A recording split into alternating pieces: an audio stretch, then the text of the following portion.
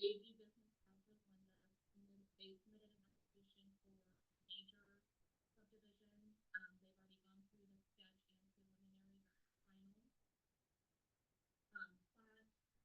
Plat, final plan, and then there's also going to be a that will later in the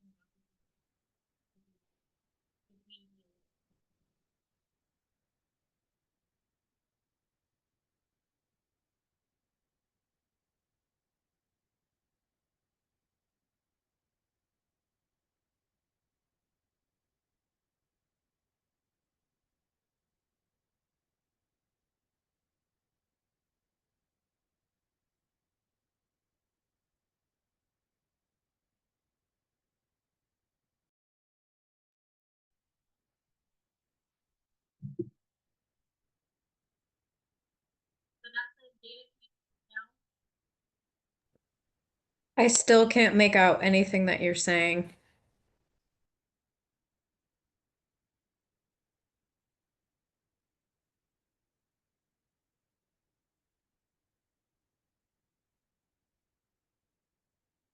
How about Vanessa? Can she?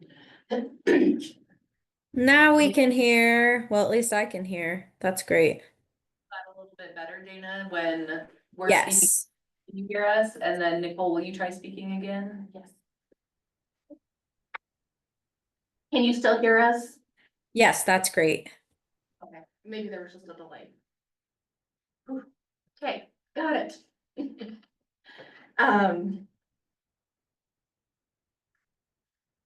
Let's see. Where was I? There is gonna be an SIA and an AR-ADA, but that's gonna be dependent upon the PUD amendments and what's decided upon or what's guided, from the commission tonight. There are some, technical items such as infrastructure that's still being discussed. And that's between the engineers, so we'll go over a little bit of that tonight as well. Hello, welcome. I saw Chad was trying to, I don't know if you put it in or. He's on there and I just don't see him. Maybe. So it does something weird. Give me 1 second. Let me make sure we have everybody. Are you folks here for an agenda item? You weren't wishing to make a public comment for, Yeah, on the agenda. on it, okay, great. Is Chad joining? Yeah, Cause I don't see him, I see that there's 5 people, but I don't see him. maybe he listed. left. I couldn't see what it said, but I did see something with the word Chad Lee on it. He was gonna call me. He was gonna call in. Yeah. I can leave this up on the side for participants, but it's not showing me that there's anybody in the waiting room right now. So if he texts you back, let me know and we can figure out how to get him in. Okay, the background of the property, this property was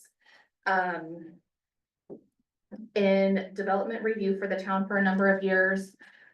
For the 51-acre parcel with the application known as Stillwater.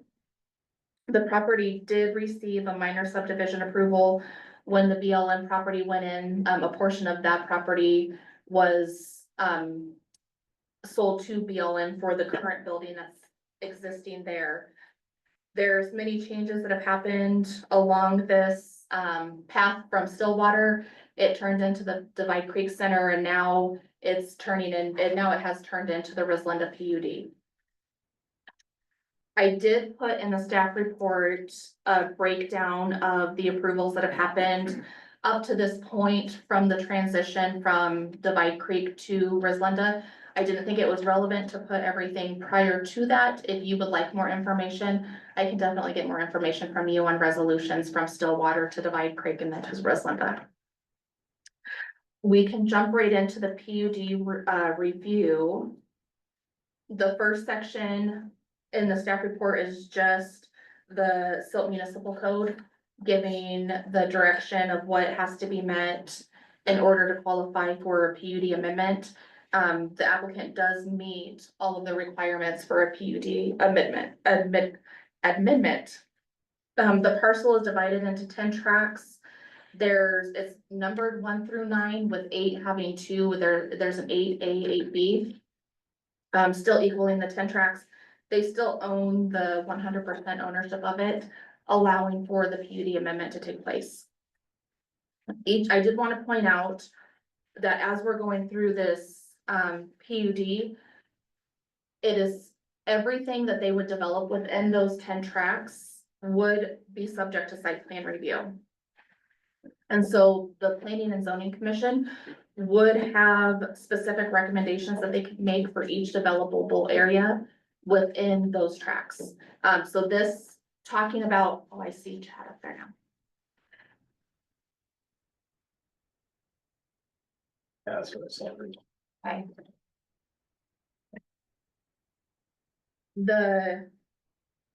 Within the PUD, one of the recommendations was that the Board of Trustees be the final decision maker on the site plan review. That would be outside of the realm of the code, how it's currently written, that the Planning and Zoning Commission should be the final decision-making body. So that is one PUD amendment that we would like to address, is that, and the applicant was okay with this, so it's reflected within the PUD as it currently stands within the staff report. But that is one element, that we want to make sure the Planning and Zoning Commission is aware of, is that you would have final decision making at the time that there was an actual, right now this is conceptual. There's gonna be an actual application made for each individual development on each tract, that would be reviewed at the time of site plan. I did add the zone districts within the staff report, as some of those definitions changed and the tracks changed, and we identified the tracks within the PUD. The original PUD was within the Dropbox that included their, the original PUD from the Rislinda PUD, not the original from Stillwater and Divide Creek.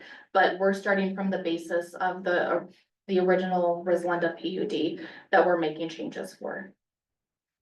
I did highlight the comprehensive plan in here as being service and commercial support. It does bring an element of question for the increased residential, because the commercial support is supposed to be more commercially based. So I did put the verbiage in there. We all know that we're redoing the comprehensive plan as well. And so that's something that we'll take into consideration with South Silt, because I think since 2017, some of the town's needs have shifted or changed to where something like this wouldn't be all commercial and support based, but rather like a mix with some residential in there as well. The PUD amendment contemplates areas of commercial uses located within a denser residential development. The commercial aspect includes the event center, a hotel, tract 3 commercial with a minimum of 8,000 square feet of commercial space. And there's diagrams later on in the staff report that will go into more detail on that with.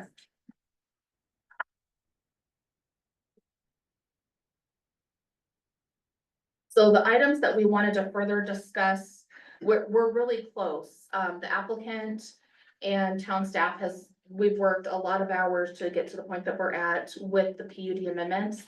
And there's just a couple more topics that we need the Planning and Zoning Commission to weigh on, and then ultimately, based off of your feedback, possibly the board, before it would reach the point that we would actually gain an approval for the PUD amendments. The first one is the schedule of uses. Tract 3 is a commercial residential mixed use, and town staff has hesitation over the following uses. This is where town staff has striked it out. The applicant would like to leave it in, and so just kind of getting a little bit of feedback on if this is the right location for some of these uses. The first one being, excuse me, listed as a convenience store, excluding gas pumps. And so we had a little bit more of a conversation about that the convenience store would more be like a market retail, more so than like what we would consider a convenience store to be a gas station. And so there was just a little bit of a different definition of the verbiage being used. And so we just wanna make sure that that was brought up and discussed, and then flex spaces, the example that was used was high-tech carbon, I don't know that packed into more of like a residential zone district, that would be the right use, some of these flex spaces. Especially with manufacturing and assembling, that seems like that would almost be a little bit more, even if it's light manufacturing, that would be a little bit more of an industrial use. So we wanted to further discuss that. Furniture restoration, that was more along the lines of there's chemicals being used, there could be odors and smells, and, again, is that the best use of occupancy for this particular, location? And then plant nurseries whose sales are minimum of 50% retail. Again, just more discussion, not that it's good, bad, or indifferent, just more discussion, more feedback on the couple of things that, that we had talked about that we didn't, come to an agreement on. And then the parkland dedication, the original Divide Creek agreement deeded the entire island over to the town in order to satisfy their active parkland dedications. In 2022, when the Rislinda proposal originally came in front of the Planning and Zoning Commission and the board, it was further discussed that an element of the event center there would be an elevation of the event center if there was no distractions along the river frontage, that they could do weddings backed up against the river and not have like a bike path or people kind of standing behind pictures or within pictures. And so that parkland dedication ended up getting switched over to the island not being a parkland dedication at all. And so they were gonna have trails along the river frontage, and then down 311, that was gonna satisfy a small portion of the parkland dedication. After further discussion with staff, and we're digging in and revamping the PUD anyways. Town staff has asked for a little bit more specific parkland dedication and trying to preserve a little bit more of the river corridor for the general public, not just one entity. And so if you look at the screen, here's an idea of what is currently being proposed. There's the Rislinda property, this is the BLM, I don't know if you can see where my mouse is. There's additional space over here that is part of the Rislinda parcel. And so that was gonna be what's considered the trailhead. And then there's gonna be the little trail going up, back and forth to the river frontage. The river frontage would be a paved pathway that would lead all along the frontage road. There would be a crossing to make it over to the other side on that north, west corner. The 311 would also be eventually a paved trail that would lead down to over on the west side there. We have the Holiday Inn, and then we have a river trail there. That's where that crossing would be to access to interconnect to that river, that existing river trail. This is a private road, but there is pedestrian access, for somebody to walk around the loop if they needed to for any reason. What the new addition is the number 4, the pink line is showing that there's a trail interconnecting from the river frontage road down through in between parcels, 3 and 4, tracts 3 and 4, and then coming along the river, leading into the trail that would eventually connect into the Holiday Inn trail. This, and I do want to specify what's presented here, especially with number 4, is conceptual. This is not exactly where, it may not even be the exact same shape, but it's just a depiction of that trail is gonna go between those two and along the river. As we talked about, those are gonna be deeded by easement. As we talked a little bit more among staff and a little bit more with the applicant, we started to have conversation about what's been consistent within the town as far as parkland dedication, and the parkland dedication is typically by deed, not by easement, so that the town would actually own it. And so unless there was a reason that the town did not want to own the parklands, town staff would recommend that all of the parkland dedications would be deeded over to the town rather than just an easement. Especially when the town, with the trails in particular, the town's already gonna be doing the maintenance on them.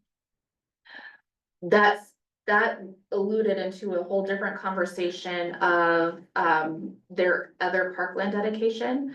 And after discussion, the applicant said that they would be open to the thought of 8A, which is the smaller portion of the island on the west side.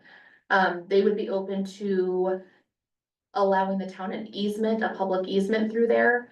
And to occupy that space, they wanna keep 8B exclusive just for the events as like an accessory use for the event center. Their dedication, the staff is happy about their willingness to open that to the public. But they wanna do it by easement and the town would want that to be dedicated over so that it was town owned, because within the errata, there's already a section that specifies that if the event center doesn't happen and the 8B is not gonna be an accessory use, that the whole thing would be deeded over to the town. Because that would be the exception why it wouldn't have been deeded over, why it would be private, is just an accessory use for the event center. So it would make sense that 8A would just be deeded over to the town, and that would be active parkland dedication that we would preserve. The applicant's hesitation with deeding it over, and they can speak a little bit more to it. We spoke a little bit about it. They may be able to elaborate on what their hesitation is with actually deeding it over to the town. What they did say during the meeting that we had was that they wanted to make sure that it was preserved. That there was a preservation to their standards, which includes not having events and not renting it and not allowing dogs. And so the town agrees with that. If we had written it into the PUD within our red lines back to the applicant that we would not allow dogs, there would be no organized events. And that we would use it as a preservation. The town, I guess the point that I would wanna make is the town has the river preserve, and we've had preserves and we've had organizations that we work with like ABLT, that we have resources that will enable us to make sure that it stays preserved. And that's kind of the business that the town is in, is making sure that those, especially those river corridors, are open to the public and that it serves the majority, not the minority. And so we do have the resources for that preservation if needed, and we would also qualify for grant funding if there was significant preservation that was needed. So deeding it over to the town would make more sense, from town staff's eyes.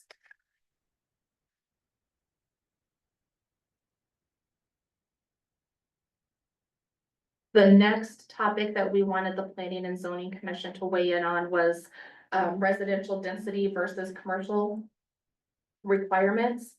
And with, there's a perception out there, and I know Mitchell and I've talked about words mattering. There's a perception that this development was going to have tracks 1, 2, 3, and 4 with commercial space on the bottom, residential up above, or some mixture therein.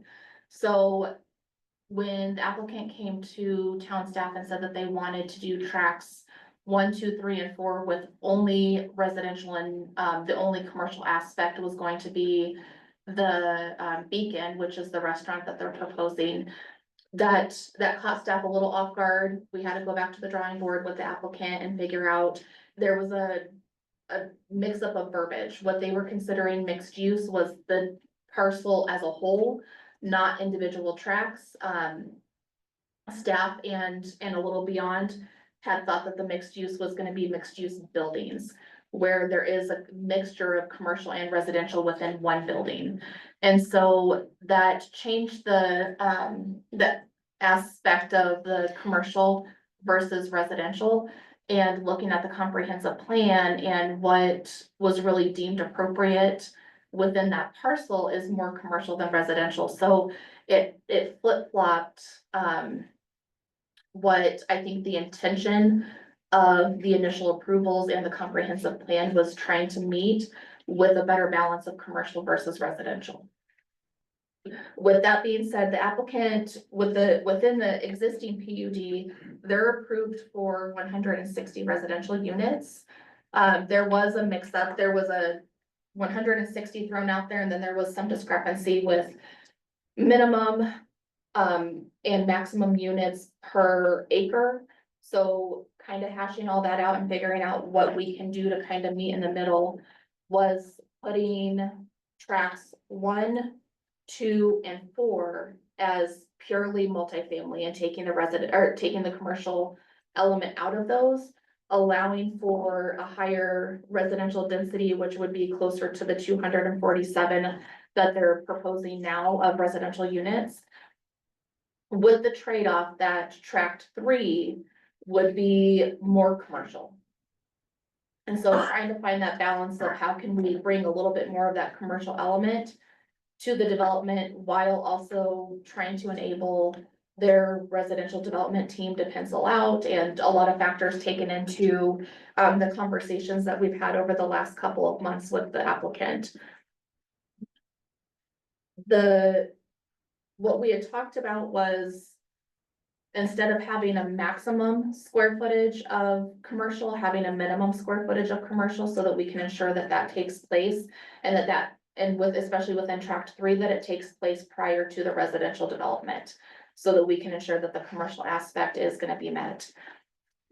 The town staff had proposed 12,000 square feet. It was countered by the applicant with 8,000 square feet. And so that's where we need the Planning and Zoning Commission to weigh in on what that magic number is. Is it 12,000? Is it 20,000? Is it 8,000? Or is it somewhere in the middle? With the understanding that they're still trying to put a residential building within tract 3 as well as the commercial. How many? So it would be one building. I don't know how many units, I see. since we're not at site plan, we don't have all of the specifics of exact square footages, and we have some ideas of square footages, but we don't know exactly what it is that will be proposed at the end, when we get to the time of site plan review. We'll know a little bit more. Right now, we're just trying to give an overview of what could be allowed, and then they're gonna have to build within the parameters of what's in the PUD. So in the conceptual plans, this area highlighted was put down as a little over 3,000 square feet. If you double that, and that's a smaller building within the grand conceptual plan, that right here, this building right here, that would be a little over 6,500 square feet. That would be smaller than the other residential buildings that were proposed. So just doing a very, very rough calculation of if all of the buildings were around that 6,700 square feet, and there was gonna be commercial on the bottom of all of them and residential on the top, that would be about 46,900 square feet of commercial within the development, had it been mixed-use buildings. So town staff didn't feel like 12,000 was too much of an ask. We feel like it's actually we've compromised a lot to get down to the 12,000, especially since about 4,500 of it is gonna be the restaurant. And with that being said, the restaurant, we did get like I said, everything is very conceptual. That is one thing that the applicant wanted to ensure was made very clear throughout these meetings, was that they don't want to be married to this idea that it has to be built exactly like this, or the placement has to be exactly like this, because that needs to be discussed at the time of site plan. So, Cole was kind enough to get us kind of an idea of a breakdown of the Beacon, which is the restaurant, to let us know that it is more than just a restaurant, which does help with the commercial element of everything. That there is gonna be a conflict, again, I'm saying that there is gonna be, something may change at the time of site plan, but they're proposing in the future to have a commissary kitchen within the Beacon, and a meeting room, as well as like a little market area where they would sell maybe some baked goods and, some of that kind of, fast food type of stuff that people could come and get and that for the, is servicing everybody, but especially the people that are close by. So the 4,500 does encompass a little bit more than just a restaurant open space. There's a few different elements to it. I apologize. I started to lose my voice earlier today and I feel like it's gonna go on me here. You're all good. So within the PUD, this is the chart where they've put that there's, they wanted to change it to the 8,000 square foot, max or minimum build out. We would prefer it to be the 12,000 minimum build out, but we would like the Planning and Zoning Commission to weigh in on that. The overall staff findings is the applicant, town staff, town engineers, and both of our town attorneys have put a lot of time and energy into making sure that the PUD changes are what best guide, the development as a whole, but also our community as a whole, as well as trying to serve what the applicant is trying to accomplish and making sure that it, is within the realm of what is gonna be best for their development as well. I know that I talked about things penciling out. Anything short of the 12,000 square feet from staff's perspective, if they're saying that it's not viable to have less than 12, or that it's not viable to have 12,000 square feet of commercial or more, then we would request that there would be some sort of market analysis to prove that. Because what we see from town staff side and the people that come in that want to bring businesses here that we don't have locations for, we don't feel that 12,000 square feet would sit vacant. We feel like it would be, fulfilled. So unless there's a market study saying that it's not viable, the town believes that it is, to be viable for that many square feet of commercial. So we've highlighted 3 elements within the PUD that we'd like feedback from the Planning and Zoning Commission on, which is the minimum commercial requirements, the parkland dedication by deed rather than easement, and the allowable uses in tract 3. Town staff recommends that the Planning and Zoning Commission give feedback on the 3 items listed and continue the public hearing to allow staff and the applicant to sit down and discuss what was proposed by the commission as far as changes or feedback. And let us go back to, the PUD and see what else we can work out to make sure that it incorporates that feedback before we bring it back in front of the Planning and Zoning Commission. I did put a recommended motion in the staff report for the PUD itself. My recommendation would be to allow, and this is up to, Chair Williams, but we can do this one of 2 ways. We can do the PUD and then do the public comment and then open and close the hearing, or we can do all of it together and I can continue to move forward with the final plat recommendations, and then we can do everything at the end where you can open up the public hearing for both.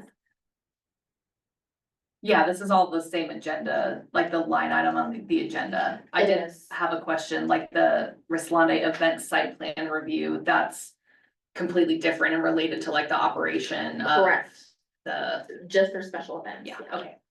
Just for the benefit of my fellow commissioners, those 2 different ones, but yeah, I think, combining them as that's how they are on Doing the everything at the agenda. end. Okay, Yeah, perfect. I just wanted to make sure that everybody was good with that. are you all Right. okay with that? I assume that means that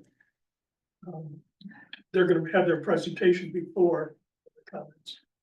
Correct, yeah, Okay, they'll be that's welcome fine. to come up and speak to That's fine. everything that I've spoken to. So in other words, let's hear the staff and let's hear the applicant and then let everybody have their opinion. Perfect. shared. Yeah, that's what I was hoping for. So if you guys are okay with that, Absolutely. we'll go that way. Yeah, Okay. does that work for you all? Are you, okay?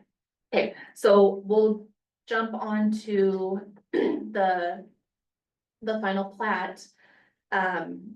I have a lot less to say about the final plat because some of it's more engineering, which I think I don't think either one of our, or actually, I think Roger is on here. Their engineer is on here, our engineer is not on here. But a lot of these, corrections that have been going back and forth really weigh on the engineers to, figure out.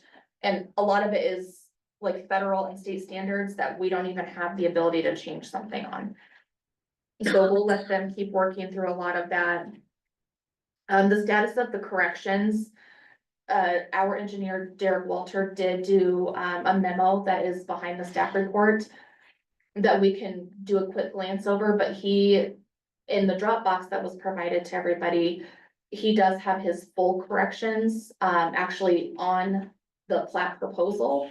But his memo it's a good overview of, kind of the outstanding items that need to be addressed still. The fire department didn't have any additional comments outside of another, hydrant being added, which I believe, Roger was taking care of, but if not, it's on Derek's list. That, one of those checklist items that will be addressed. The landscaping plan and the trails plan, some of that will depend on the conversation and how it's led tonight, with the dedications.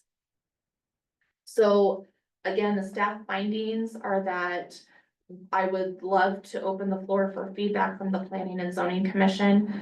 But again, have, the Planning and Zoning Commission make a recommendation to continue the public hearing so that that'll allow time for implemented changes to take place within the final plat based off of the conversations that happen with the, PUD. It's kind of that chicken and the egg where it's like what needs to come first and one is, contingent upon another. Yeah. And so there is a recommended motion in there for that as well. After the staff report, we do have a memo from our town attorney, from Mike Sawyer, and then we have Lawrence Bond here today, our, other town attorney. And he can answer any questions that you may have on the legal side. Mr. Sawyer did put a few recommendations in here that of verbiage that would need to change. And again, some of that verbiage, especially with the tracks. And the PUD needs to be exclusive to zoning, and so some of these things will be taken out of the PUD and put in the errata. That the errata will, amended and restated development agreement will not come in front of the Planning and Zoning Commission, that's a board decision. But the SIA will, the subdivision improvement agreement will come in front of the Planning and Zoning Commission. So some of these things will be a little bit more scattered throughout those two documents and taken out of the PUD, just so that we can make sure the PUD is addressing zoning only. And I wasn't gonna go through all of, the memos. If you have questions on the memos, we can definitely go through them after the attorney's memo. There was the, engineering memo where Derek had done the recap of what exactly is missing. And some of it is, we did have a meeting with CDOT. We're figuring out some of their access permits still. So there's some of that, technical stuff still going on behind the scenes that we're still working through, that I don't think necessarily, we need to burden the commissioners or the trustees with. Have the applicants received copies of the memos? They received a copy of the packet, which Okay. has all of the memos in it, so, yes. Yeah, so I would welcome the, applicant to come forward and fill in any gaps. The PUD with some of the red lines is also in the packet. So if there's anything specific in there that you would like to, go over, I'm happy to go over that. I will give a quick show on the screen for everybody that's virtual and everybody that's sitting in chamber. They have a beautiful depiction of what of their brochure. Of what could happen, again, not to stick anybody with this is not an absolute, it's just a concept plan.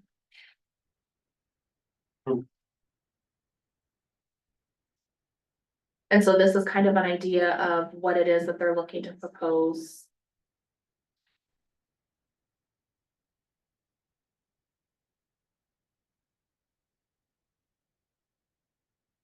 And so their mixed use, as they had it defined, was for the parcel as a whole, not for each individual tract. And I will go over that, that was the end of it, so I'll go back up to, the actual depictions here.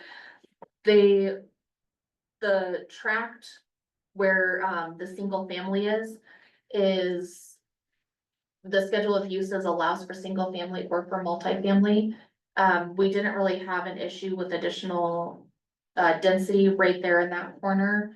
If it became more viable than single family, it might actually fit better within the concept as a whole is to have a little bit more multifamily. But at this point, the applicant is still proposing the single family there. This is the tract for the event center. And then there was some proposal of maybe some cottages or bungalows, something having to do with an accessory use for the event center, and then a hotel. And then this would all be multifamily up here. The clubhouse would serve, it would be within the multifamily tract because it would serve just the residents of that multifamily development. It would be more along the lines of like their management office and maybe a couple facilities that would be exclusive to just those occupants, those residents over there. And then on the other side, this is the retail, they were proposing about a 2,500 square foot retail in this corner that they added after some of our discussions to increase the commercial. And then the beacon is right here. This would be the other multifamily. As far as meeting the additional commercial requirements that the town would like to see, we don't know exactly what that looks like. We don't have any one predisposed idea of what it would have to look like. We'd be open to the creativity of their development team to give us a proposal of what they're thinking. The beacon, I think, is probably gonna stay at that square footage. Maybe the retail has a couple stories. Maybe this is the multifamily building that there would be commercial on the first floor and residential up above to meet the additional commercial requirements for. And then everything else would be the multifamily. So I don't have anything else to add to the presentation, outside of opening the floor for the applicant to come forward and fill in any holes on their side and give their proposal of what they're thinking and their reasons why, so they have a platform to talk to you guys about it as well. Great, thank you so much, Director Centeno. That Yes. was, yeah, very good overview. Appreciate that and a little bit of the background as well. Before we invite our applicant to come to the table, does anyone have any questions of Nicole or of the process? So essentially we'll invite the applicant to come up, give a short presentation, and then we'll open it up to public comments and continue the conversation. So, welcome, gentlemen. Appreciate it. Thanks for being here tonight. I should have gotten connected before I looked up here. Sorry, it's gonna take me a second. That's quite.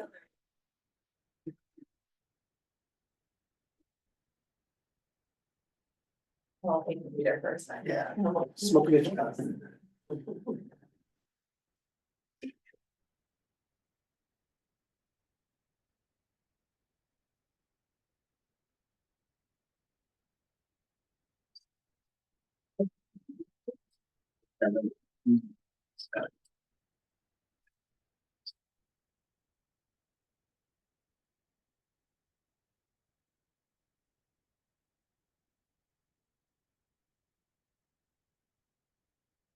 Fun to see the drawings come to life on those last few pages. It's cool for us. We have first copies, don't we? Yeah, first I copy. wanna pass them out. Are you ready with Zoom? I am. Who's a one-man show, Nicole? You get like a lot of stretching in. Yeah, You yes. know, like actual hard Thank copy. you. Also, thank you. And then would you mind promoting? I will. We don't see that. Sure. Sure, are these any different than what's on the? No, but just so you can make notes.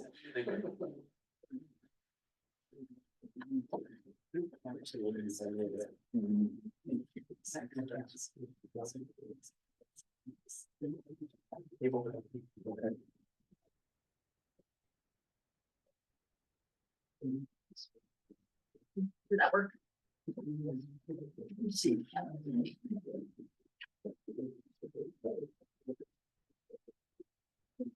Sure. Oh. Good shit.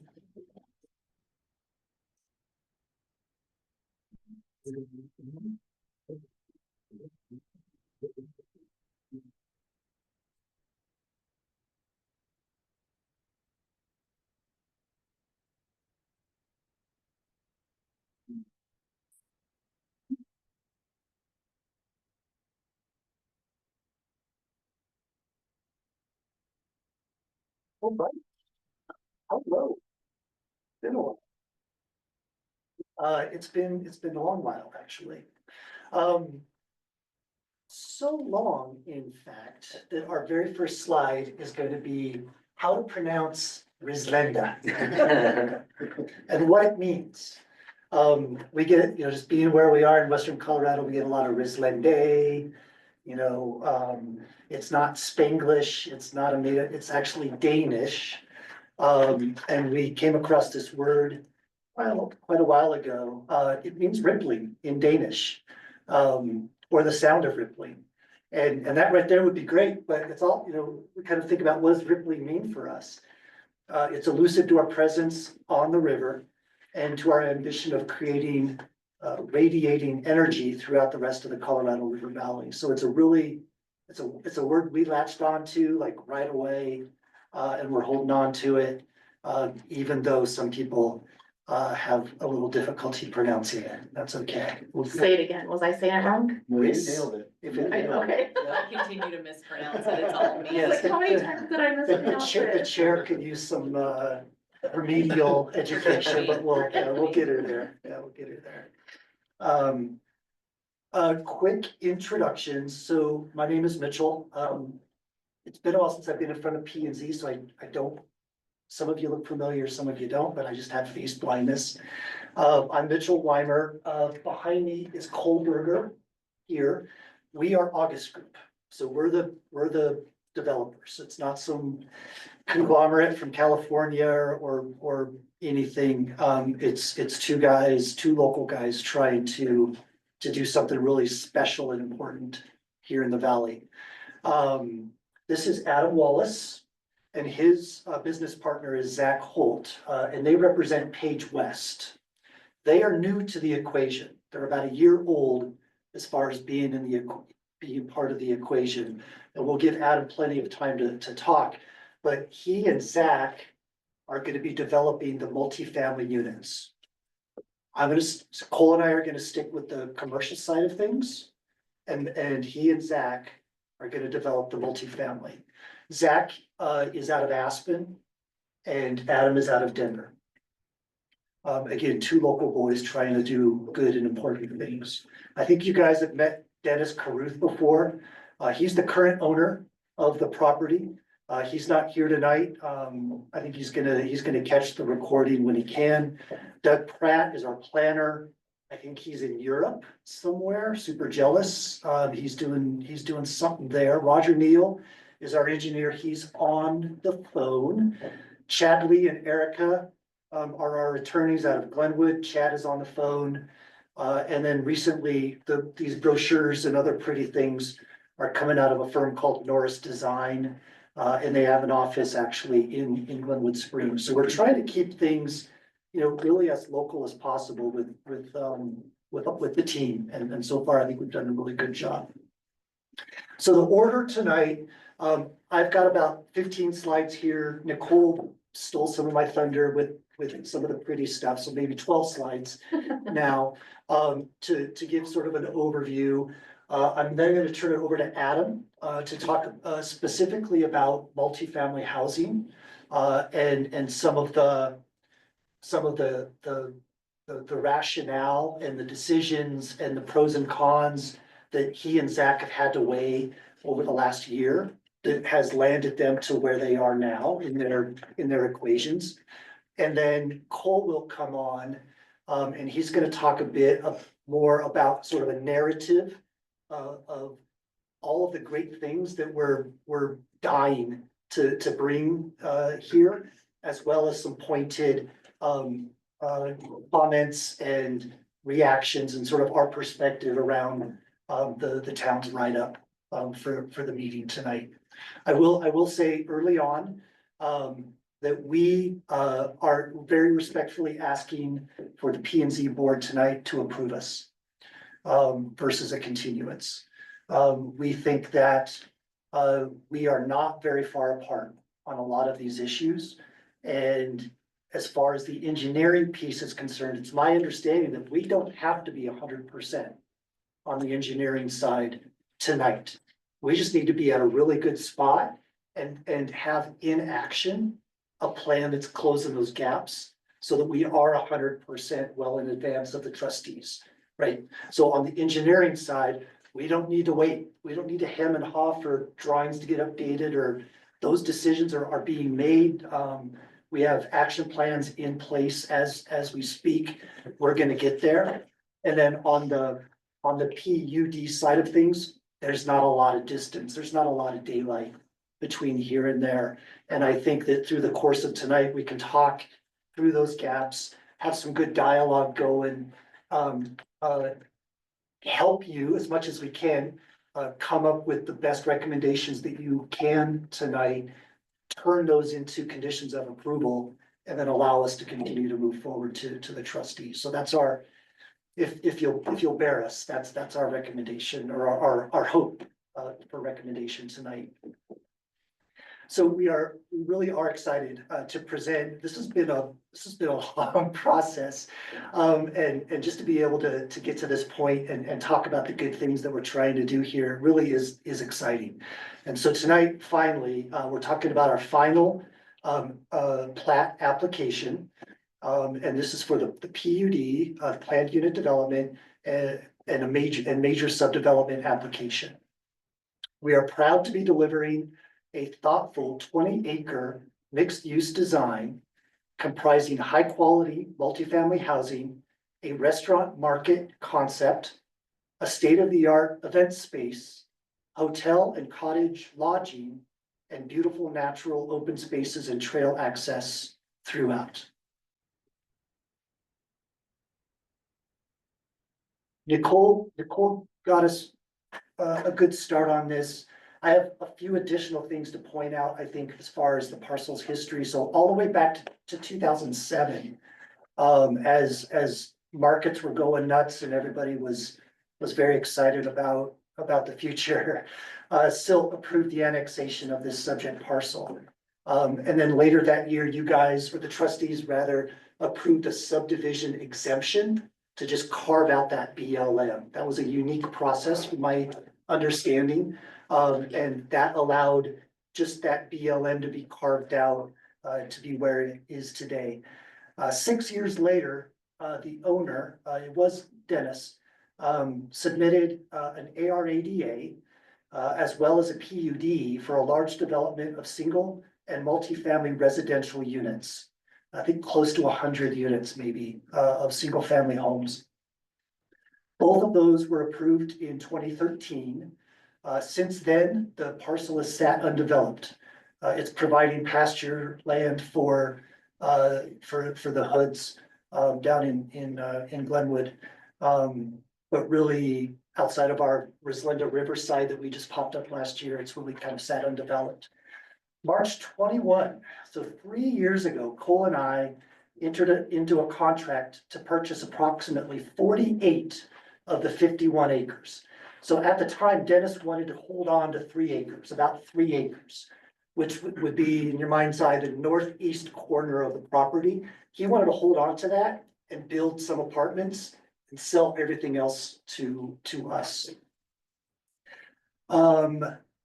In a year later, so after we entered into that contract with that sort of general plan in mind, about a year later, the PUD and the second ARADA was approved by you guys as well as trustees.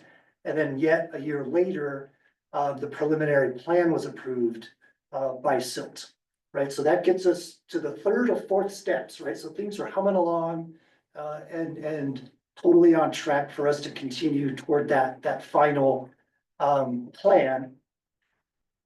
But then we decided to do some editing of what had been approved on the preliminary plan. And we decided to move some lot lines around. And what that really allowed Dennis to do was to build a little bit more housing because of how the density had been set up in that first PUD. And frankly, it gave us more space for things like the event center. So that loop road originally came down south a little bit further than it does now. And we wanted to tighten that up a little bit to the frontage road and move just a few other lines together. Silt doesn't have a process to handle something like that. You would think it's a preliminary plan. I'm allowed to edit it before we get to final, but that doesn't really work that way. And so Mark Chain at the time advised us to go back, in a sense, and redo the preliminary plan and call it an amended preliminary plan. And because the PUD and the ARADA were gonna have to be changed as well as the map, we would have to update those two documents as well. So all of that had to kind of go back and get refigured out, and be brought back forward. And Nicole touched on this too, but the PUD and the ARADA at that point, for some reason, they didn't sync as far as numbers were concerned. One talked about maximum density per acre in its language, and the other talked about a theoretical maximum of 160. And that 160, it's a long story. It came from a traffic study that we had to pull together. We kind of had to pull a number out of the air. And 160 felt like a very good sort of number for us at the time. Again, this was 3 years ago. So the 160 and the density per acre, it didn't mesh. And so it just gave us an opportunity to figure all of that out. About a year ago, as I said, Paige West was brought on to the team with the goal of developing all multifamily housing across those northern tracks, 1, 2, 3, and 4, as one cohesive community. Because before then, Dennis was gonna build his multifamily. Cole and I had a very loose plan of developing multifamily. We'd never done it before, but like, how hard could it be? Well, we're learning along the way how hard it can be. But like, it was a very sort of scattershot approach to multifamily. And I think Zach and Adam have come in and they brought a really experienced perspective of how to build a very high quality, high performing multifamily development that fits into the context. And I'm really glad that they've been able to join us. So we were at that 160. They pretty quickly came to 209 as they were sort of fitting, and we were having conversations with the town and the density and the max numbers, they were up for discussion anyway, so we took advantage of that. We quickly got to 209 as they were putting puzzle pieces together. We started to learn more about housing needs in Silt specifically. Continuing to have discussions how to best fit housing into the site. And 240 really became the number that felt right to us. It wasn't super maximum, let's pave over paradise, but it also felt meaty enough to change sort of the equation in the valley. And so 240 became a really good number for us. That was August of last year. And since August, we've been doing a lot of adjustments and improvements to the plan, working with the town to get us there, resulting in today's concept design and application. So that's the history. And I do not want to be here in a year telling about the history of 2025. I want to be moving forward with better things. Our development objectives, I pulled this slide out of an old deck and I was really happy to read it and realize that it's not changed, right? So I put up in the corner, this hasn't changed since 2022. Our planning objectives are to create a coordinated phased development comprising housing, commercial and office spaces, and upscale riverfront venues for leisure, events, lodging, and special attractions, with natural and manicured open spaces and parklands throughout the property. The development is designed to complement Silt and the region, provide needed and highly desirable goods and services, along with employment opportunities, respect and protect the natural beauty of the Colorado River riverfront, and provide passive and active parkland activities for residents and visitors. Let's look real quickly at zoning, and I think this is a different way to portray the zoning that I think is important to the conversation. What I have here is laid out by type of zone, and this is where we are today. So the light yellow is multifamily housing. And including a planned future subdivision of tract 3A. I don't want to get anybody hung up on that. That's coming down the line. That line does not exist there today.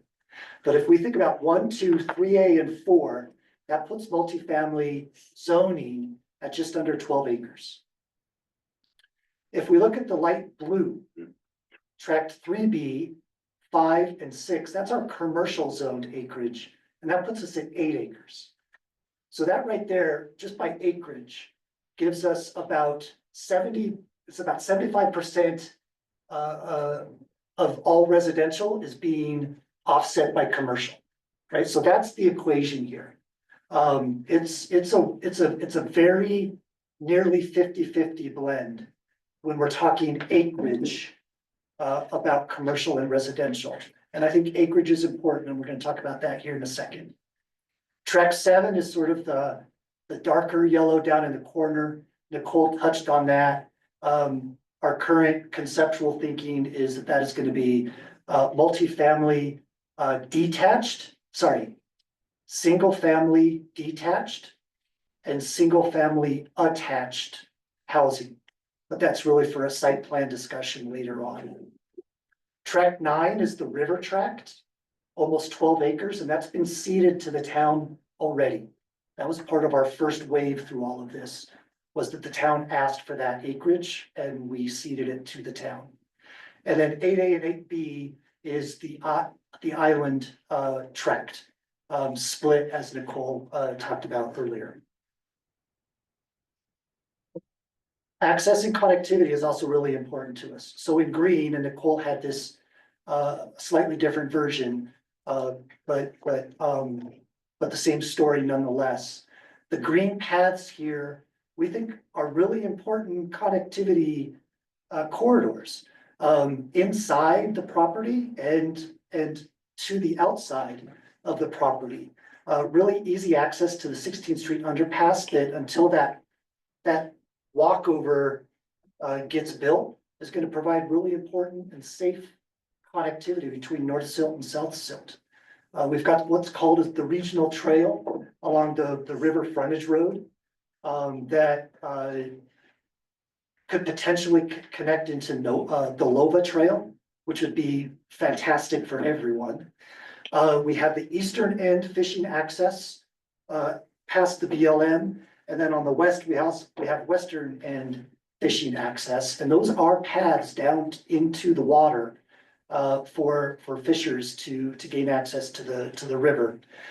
We have on kind of just the very edge of the screen on the left, Holiday Inn path connection, which helps Silt realize its grander plan of river connectivity and paths along the river corridor all the way down to KOA and beyond.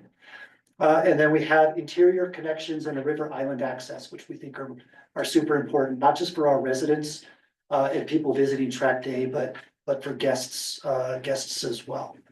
So we think this is important.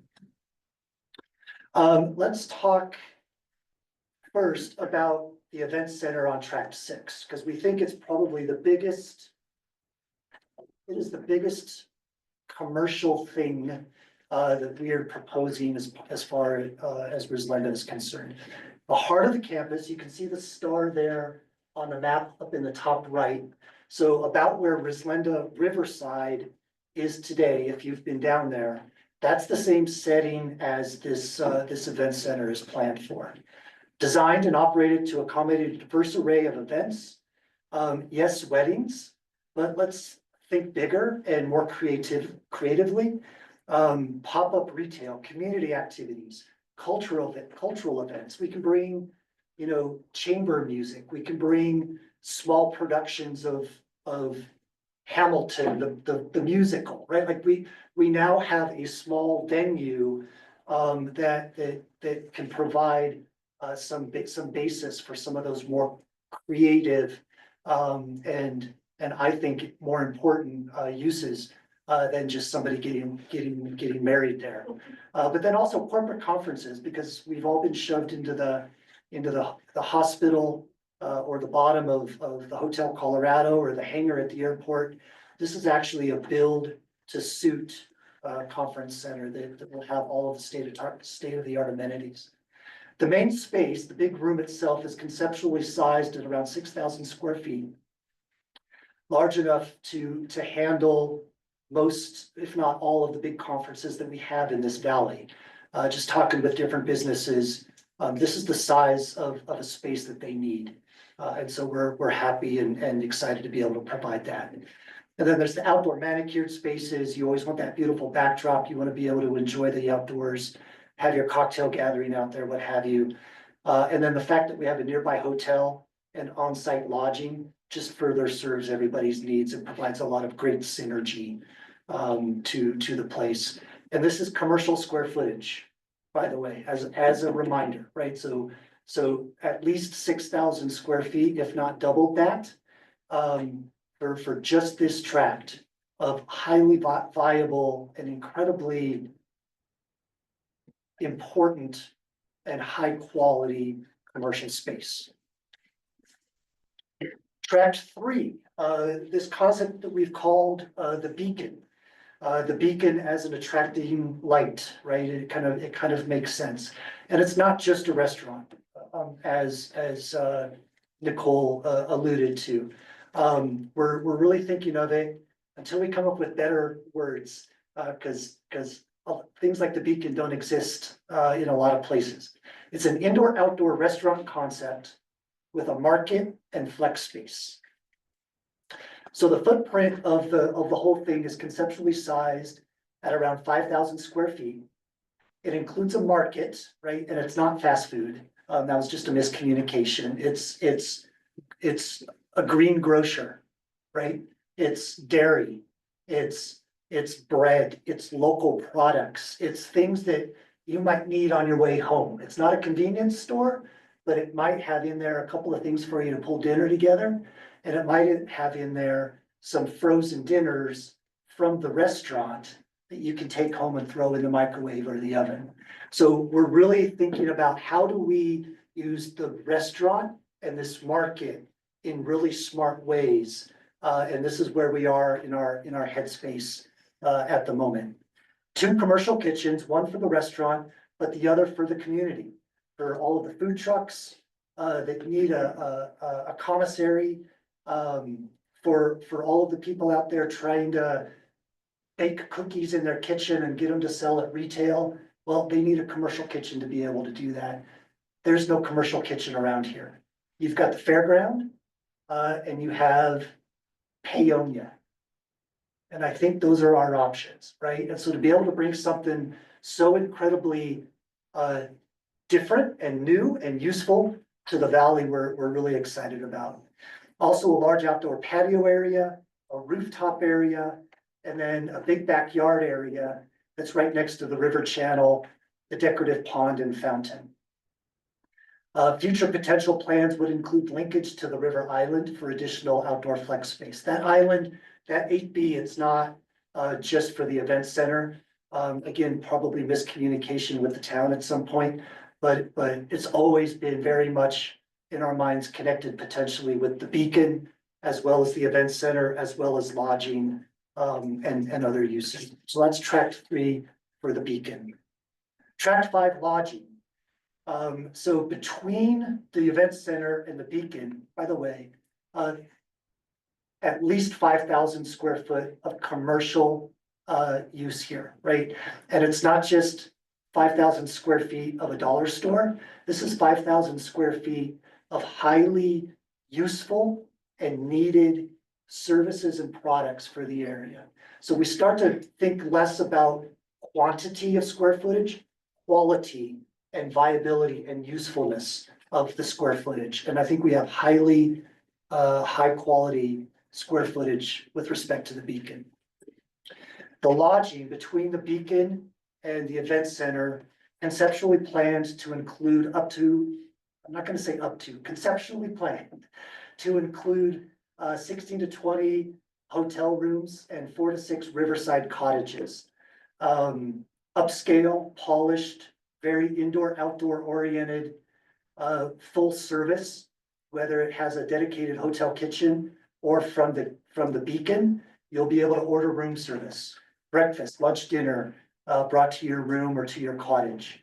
Proximity to the event center, strong synergy, as well as central location to the broader valley. And then as Cole and I are conceiving this hotel, we're really stuck on this idea of lifestyle packages that combine mountain biking, rock climbing, fishing, hunting, all of the skiing, all of those, just all of that long list of things that we do in this valley to create lifestyle packages with those really cool activities. And then you come back to a nice, modern, elegant, tranquil hotel at night. Tract 3 retail. So adjacent to the Beacon is space for additional retail and commercial store frontage. There's a lot of symbiotic opportunities there to serve residents and guests across Rislenda, Silt, and beyond. Conceptually sized at 3,000 to 4,000 square feet across 2 to 3 storefronts, but really beyond that, we're limited, we're constrained by parking and other infrastructure limits. 12, we'll get to the point later on, but 12,000 square feet is just not physically or literally viable on tract 3. We've done the work, we've done the sizing, and we think that what we're presenting is incredibly viable, and it's that sweet spot of square footage. And then at the bottom here is where Cole and I are at with our architect, working on conceptual sketches of the Beacon, looking southward at the front of it, and you can see the top there, that's a bit of the rooftop. And then at the left-hand side of that building would be the flex space. And then off the screen to the east would be the footprint for the additional retail. Nicole did show this. I want to talk a bit just about going back to that acreage perspective of commercial. We have a quite large event center. We have lodging comprising a hotel and cottages. We have a very useful, usable, and versatile square footage inside the Beacon. And then we have high quality retail next to it that again is stressing quality over quantity. And so you take that step back. This is very much a mixed use community and is very much oriented around incredible commercial opportunities. And if you zoom in on tract 3, there's just not room there for 12,000 square feet of commercial. And so we are asking for some thoughtful consideration there. That we're not trying to shove 5 pounds into a 2-pound bag. That we're being very thoughtful about what we ask this infrastructure to support, so that we're not just paving over everything. I also like showing on here what's not a parking lot. That's also really important to us. Thank you. And I'm gonna hang out because I'm sure there's gonna be more discussion, but I'd like to turn it over to Adam now and talk just a bit about the multifamily itself. Wonderful. Thank you so much, Mitchell. Thank you. Thanks. Yes. Is this working? It does. Okay.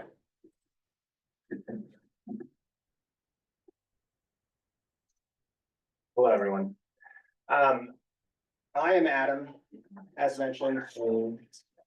Um, and with Page West, myself and my business partner, Zach Holt, have been working on this for the past year. My goal here is to just give more context on the apartments, why it is the way we're showing it, how we got to 240 units, why we believe in horizontally mixed use retail and commercial vertically mixed use. And also talk a little bit about sequencing and phasing and kind of what we hope to do and execute kind of beyond this meeting if approved. So as Mitchell's mentioned, I live in Denver. I drove up this morning and I've developed around or been a part of the development of about 6,000 multifamily units in my going on 10-year career in just multifamily housing investment and development. And I've really enjoyed working with this broader development team. I think it's a really unique proposition to have a horizontal master plan developer who's also cares deeply about what's happening on the vertical. And so I think part of, I don't know, the nuance of this meeting is that there's so much detail on the vertical that we can provide at a really early stage. And so I just want to kind of tip the cap to Mitchell and Cole for their vision there. In terms of project summary, I'd like to kind of just explain what is beyond just 240 units multifamily. And if, you know, feel free to reference, I don't know if folks have the broader site plan kind of in front of them, but it is 7 separate buildings, most of which are 36 unit buildings, save for 3 24 unit buildings. And one 4,000 to 5,000 square foot clubhouse, which will house our leasing manager, our community manager, our maintenance team, as well as general amenities for the community being fitness and a club room and billiards table and, you know, an outdoor pavilion with a fire pit. And so, you know, the goal, I think often apartments kind of gets focused on just as a very utilitarian apartment, but really it's a community. It's people who kind of live and work in the valley. And the goal is to provide a broad spectrum of housing types between a 650 square foot small 1 bedroom to a 1,300 square foot 3 bedroom, and really serve the entire cross section of demand. And so rents, we expect to range between 90% and 120% of area median income. And so that means that's anywhere from $1,600 a month to $3,000 a month for the larger units. So 3 bedrooms. Right. In terms of ground floor commercial, vertically mixed use buildings are really tough to execute well. And part of the reason is that they require a ton of pedestrian activity, naturally occurring pedestrian activity to really function well. And, you know, parking becomes a reality. And what you end up doing is either sacrificing on the apartment resident experience or the retail experience. And it's really hard to do both well. And I think through this horizontal plan, we are able to do both well. Additionally, it adds a lot of cost. You know, I think Nicole, you had mentioned, I think a graphic where it was 3,600 square feet was like half of our 24 unit building. And the concept of, well, you know, if all of this was just ground floor commercial, and one, it's really hard to make that building work. Just for access for the residents, you have to grow that building, it becomes less efficient. Also, you have to add a lot more structure to create a usable retail space on the ground floor.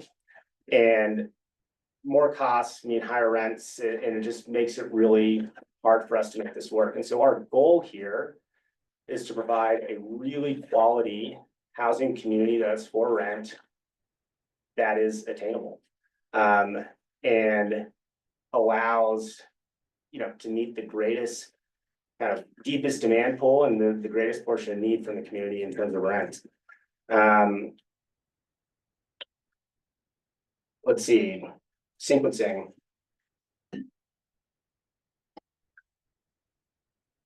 So the horizontal improvements that's really outlined in the civil plat documents, we would like and expect to construct concurrent to the apartments. And, you know, we have a site plan that is teed up and ready to go and are at a point where we are ready to begin processing our apartment site plan, our vertical site plan through the town of Silt, and so that we can be in a position to break ground on the loop road, the river frontage trail, the detention facilities, the utility facilities that are looping through the road, at the same time as we put in the infrastructure for the apartments, for the apartment utilities, et cetera.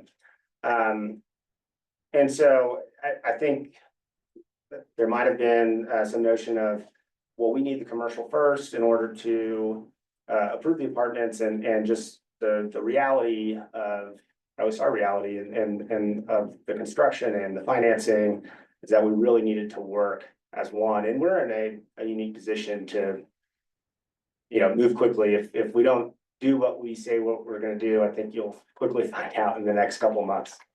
And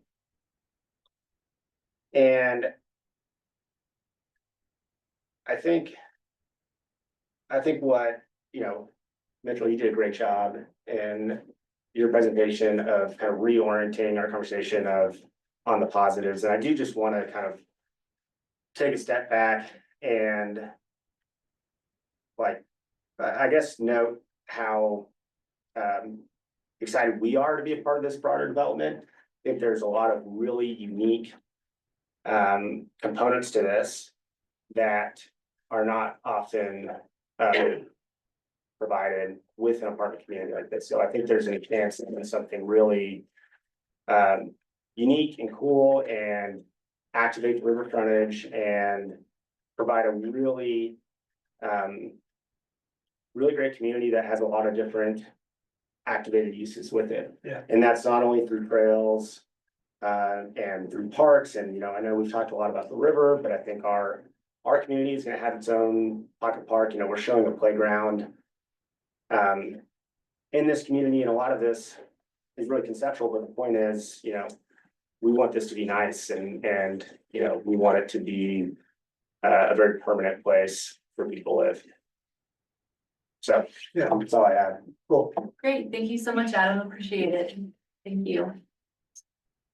So I know that I have a few questions, and I know that some of my fellow commissioners probably we have do one too. more. What do you, make it this way, if somebody hold up here. Perfect, Cole will have me All right. speak, and then I think I'll probably open it up to public comments maybe before then we get into the discussion. Great, I will be super quick because I think they've covered most of it. I always take way longer than I think. Yes, you do. Yeah, don't feel So- like you need to be quick, I'll whip big through it. project. So again, really appreciate all of your time. It's, you know, we've been working with town. I know that all of us are eager to get this through, and it's been a really great experience in the recent time working with Nicole and getting through this part. We appreciate all of that effort.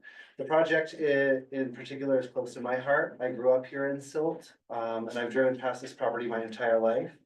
It's a really special parcel, and today I'm proud to be here as part of the team, presenting a vision we believe represents a real step forward for our community. We've talked about why we call it Rieslinda and what we're bringing to the table. Our vision is to build something that adds value, and we're focused on a smart mix of a bunch of different uses. They've talked about what's in the plan. I would just reiterate on a couple of things. The Beacon is so much more than just a restaurant. It is, we see it as a active gathering space for many different reasons. The end that they call the meeting space, I refer to it as the jewel box, because I want it to be a greenhouse, kind of lots of windows and place where you can enjoy sitting and in, you know, winter and having a gathering for a shower or anything else. But I'm gonna get kind of straight to the open space piece of this, and then we'll address some of the things that we've had, maybe some sticking points. On the open space and recreation, Tract A will offer publicly accessible open space and a pedestrian bridge to the island on that western end, preserving fragile habitat while ensuring responsible use and maintenance. These areas will connect directly to the town's existing trail network and the Lover Regional Trails.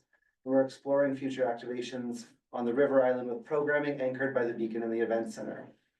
At its core, this whole project is about looking forward. And so to address the outstanding items that I think have come forth, there are two really main issues. Number one is about the commercial building size on Tract 3 and the timeline the town has suggested. First, we've proposed a minimum building size of 8,000 square feet. That is a floor, not a ceiling, right? That is what we believe is workable, but should we see new needs and everything else, and we were to be able to work with the town to have some exceptions for things like parking, that's something that we could contemplate in the future. But we do think like it's a fair floor. That is a really small parcel that does have a retaining pond. And this would give us enough room for the Beacon, the stores next to it, and while making sure that we have enough space for all of those other requirements. We think focusing too much on the commercial space in Tract 3 misses the bigger picture as well. The entire PUD includes a ton of commercial space across all of those tracks, including a hotel and other businesses, perhaps a salon, a spa, a fishing shop. One of the reasons that we had actually left in flex space with light manufacturing was one of my favorite places in Salida is Bad Fish, and they make their own stand-up paddle boards and then they sell them in the same place. So allowing for those kinds of uses that are more creative, that we don't necessarily stick in one box, is one of the reasons that we did that. And these are also all part of what the town's comprehensive plan calls commercial and service support, like service support space. It specifically mentions hotel. It specifically mentions things like cabinet makers, but I think less cabinet makers and maybe more recreation manufacturing. So those are some of the ways that we think about it. Along with space for parking, there's also the money and timing challenges that Adam just addressed. We hope you will consider those. If we have to build most of the commercial part on Tract 3 before we can start the homes, it creates logistical problems. Building the homes, all of them multifamily all at once makes more sense because it saves time and money. If this is not permitted, there would likely be an 18-month gap in construction for residential on Tract 3, which would likely make it financially questionable for them to complete those units on that tract. Also, Tract 3 happens to be a little bit of a challenge because it's the connecting lot between 1, 2, and 4. So regardless of what happens there will have to be construction for multifamily connectivity. Adam's kind of addressed that. The second issue I want to talk about today is the open space requirement. We want to meet this requirement by giving the town a public easement for Tract A. There are a few reasons we think this is the best option. First, we care a lot about the habitat and the wildlife on that island. I spend a lot of time down there. The eastern part of Tract A and the western part of Tract B are especially important because it's mule deer fawning ground, and it's where wild turkeys build their nest. A public easement would allow both us and the town to work together to protect these areas. We've gotten to know the land very well over the last 4 years, and we are very aware of the impact a misguided plan might have on it. To that point, I would invite any of you to come. I will give you a guided tour of the tract to point out the specific areas of concern. Second, if we are allowed to keep responsibility for the Tract 8A through easement, we can make sure it's taken care of in a way that matches the high standards that we're setting for the entire PUD. This includes keeping trails clean, picking up litter, and enforcing rules and restrictions that we are seeking on this tract. We think of this as passive parkland, not active parkland. Finally, we've heard that a public easement isn't much different from our lawyers giving the land to the town when it comes to the goal of allowing public access. We also know that public easements have been used in the past in Silt to meet open space requirements. We are fully committed to letting the public use this area and providing public access, while also protecting the parts that are fragile and special. We don't understand necessarily why the town wants to own the land. It makes us wonder if there are bigger plans that we are not aware of, and ones that might not work well for our project or our property rights. tonight, we respectfully ask for your support and for approval of our application. And I look forward to answering any questions you might have after public comment. Thank you. Okay, thank you, Cole, appreciate it. Are my fellow commissioners okay with me opening it up for public comment now? Yes. Great. Do you want me to move? Was there not? I don't think that there's a mic up there, Alright, so we bullshit. might wanna invite, folks to come, sit down and speak into the microphone. The rules, before I, open up the public hearing, the rules are gonna be off here to my right. Where is it? Public will each have 3 minutes to speak. We don't keep a stopwatch around here, so please just, if you're making a public comment, just try to keep it to 3 minutes. And then after that, we'll close the public hearing. The applicant may indirectly respond to comments by the public to the board. Each board member will be given 5 minutes to make their comments, and then we'll be given an additional 5 minutes to make our comments. So typically, this is, although this is laid out pretty formally, we a little bit more informal when we're actually in person here, so. It's now 7:59. I'll go ahead and open up the public comments. If anyone is here to make a public comment, welcome, thank you. Please come have a seat at the table. We'll ask for your name and your address. Okay. We'll get started. Thanks for coming down. First of all, good evening, Counselor, Director, and fellow commissioners. Thank you for being here. This is, as a board member on Garfield RE2, I understand, what you guys do up here, so, it doesn't go unnoticed. Thank you. My name is Chance Jenkins. I live at 5435 County Road 311. That is Divide Creek Road. Newcastle, but I don't understand those lines, why it's Newcastle and not Silt, but that's not for me to decide. I'm here today to encourage you to support small business and landowners by recommending approval of the Ruslinda, did I say it right? You did? PUD and errata application as submitted by Mitchell Weimer and Cole Berger. As Cole was tested, Mitchell and Cole are locals. My wife has known Cole their whole lives, grew up together. And this is kind of a bittersweet thing for me, because it's, that place is very special to me, because it's always been a ranch as far as I can remember. But now that it's annexed by the city, it's city land, I think it's important to develop, lands inside a city, to best benefit as a whole. These guys aren't big developers. They're not gonna run out on you. I know where they live. Nor are their business partners. They have pulled together a plan, and I've watched them for 4 years fawn over this plan like it's their child. Things are tough for small businesses right now. I think everybody in this room can understand that. Entrepreneurs even more so. I know, I own a steel fabrication company, and my wife and I run a family ranch with the help of my teenage kids. Red tape and burdensome and changing requirements might not hurt the big guys with the lawyers and conference room full of text. But for small business owners, it's a death knell. We should be excited that locals like these guys have put work and the capital in to get to this point so far.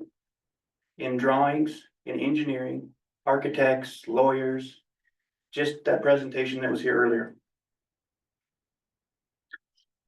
And work towards putting something together that provides people access to the river and will host concerts and other activities we can all enjoy.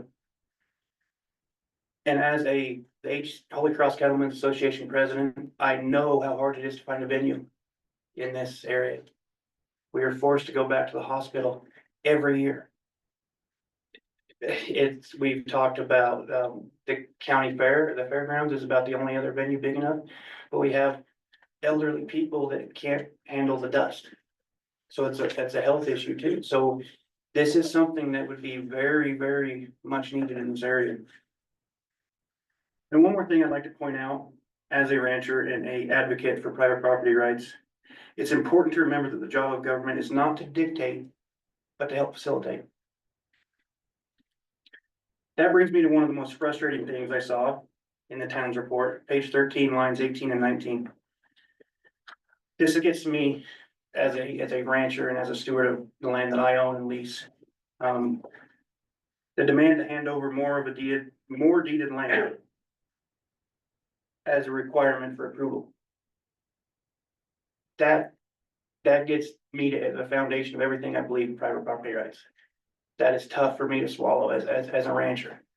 I personally steward 600 acres of hayland and pasture. I know for a fact that my hay meadows and pasture are a better habitat for elk because I see it every hunting season. The elk are on my place where they're safe. They calve in a BLM landlocked area protected by ranches. Nobody can get to them. And I see it. Currently, the town of Silt has the Island Dog Park, the River Preserves Veterans Park, the band shell, I believe it's called Stony Ridge Pavilion. The disc golf course and the park at 16th and Grand, among others. So while there are open space requirements, I do not understand why the town wants to own more land if these requirements are being met. Aside from requiring more dollars from the town's coffers, eating it would take dollars away from our tax base for things like schools, which I know quite a bit about right now. Every dollar counts. As an RE2 parent and as a school board member, it's something that I take very seriously, especially with things as teacher retention, teacher housing. I mean, all these things that we're coming up against. I'd finish by saying that instead of making it harder for business owners with ideas and plans, we should make it easier, especially when a project adds so much for Silt, from lodging to event venues, to river activation, to new retail and dining, and more. I hope you all will vote to approve this application. And again, I'd like to thank all you guys for tonight and all the work you do. Thank you. Thank you so much.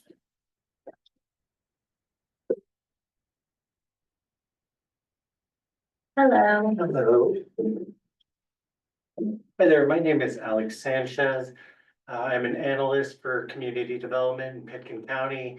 I understand the work you do as I do it in my day-to-day profession, and I'm here to speak to you guys to support what Cole and Mitchell are doing. I'm not here representing them, working with them. I actually met them while Cole's on the campaign trail. I know them as civic-minded folks who have done a lot for our state and our community and continue to do a lot. I think what they provided here is an amazing development that they're, wanting to move forward with that gives so much to the town of Silt. I was born and raised here. I find this to be a very special place.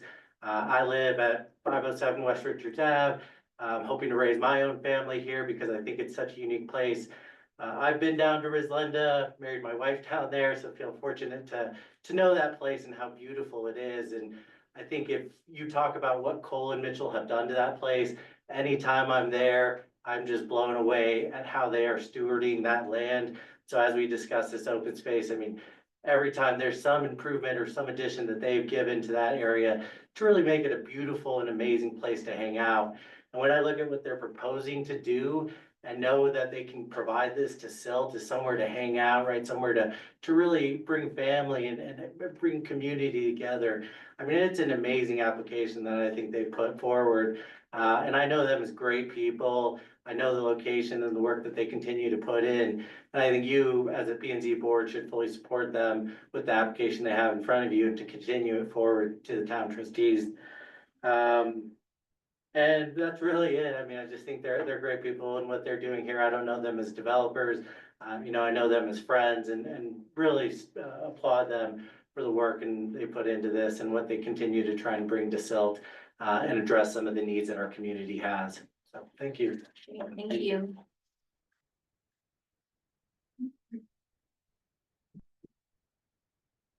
Hello, my name is Yvette Sanchez. I live at 507 West Richards Avenue. As my husband said, we know Cole and Mitchell when Cole was on his campaign, so we know him as friends. Rislenda is very, very special to us, especially to me. We got married there.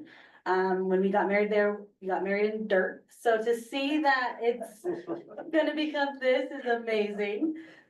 We're super, super proud, super, super happy for them. So we just truly from the bottom of our hearts, urge you guys to really get this thing going. It's very special to us. I know it's special to them. Yeah, they really, sorry. Yeah, they really are putting their all for it. For the valley, for the locals that are here, but for visitors. So, that's kind of just kind of my part and my view on it. Thank you. Thank you. Thank you.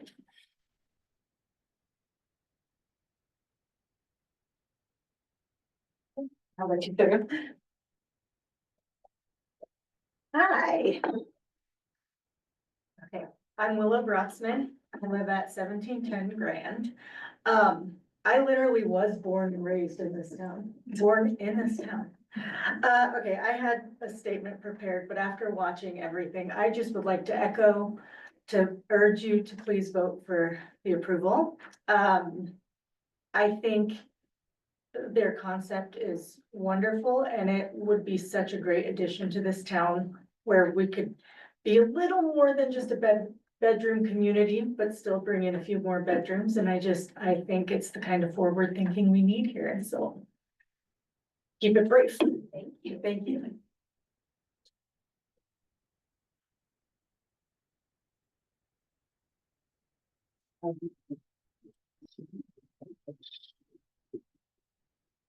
Hello, I'm Doug Winter. I'm the president of the board of the Middle Colorado Watershed Council, and I live in Glenwood Springs. And the Middle Colorado Watershed Council has worked with SILT on a variety of projects over the years.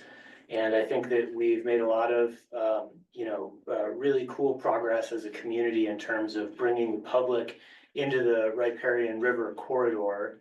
And, from Middle Colorado Watershed Council's standpoint, I think that we're really focused on ensuring the health of the river, but also really making sure that the community has access to that resource.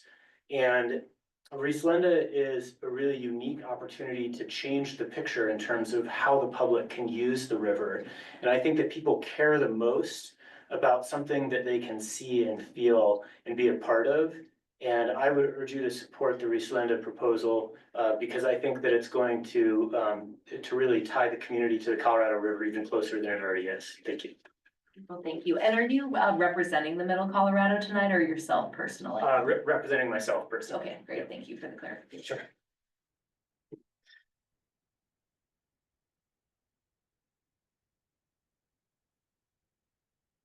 All right, anyone else?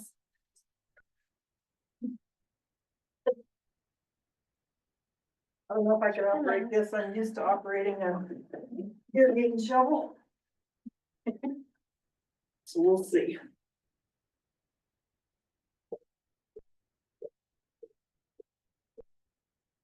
My name's Pam Berger and I live at 7596 331 Road on Silt. We have a ranch just south of town and we've seen the town change over time. I'm here today to urge you to approve this proposal because it will bring new energy to our town. In some ways, Silt has fallen behind the neighboring communities.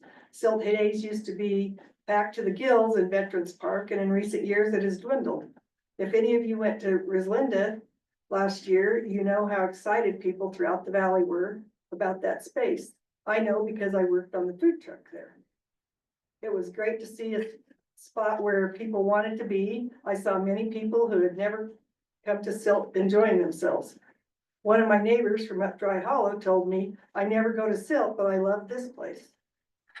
On top of that, we need to bring more jobs back down the valley. With a planned restaurant, retail spaces, and event center and lodging, this project will create jobs right here for Silt.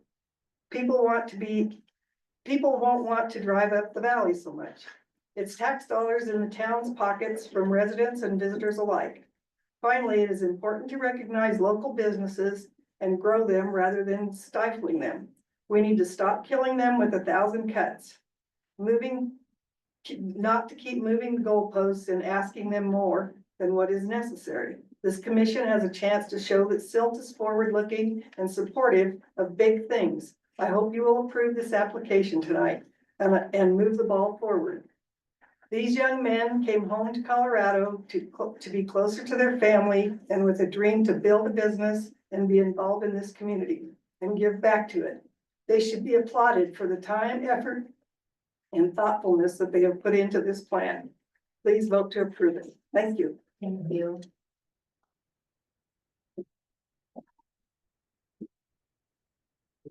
There were a couple of comments that were submitted via email that I was going to read, and another one that Nicole's bringing up.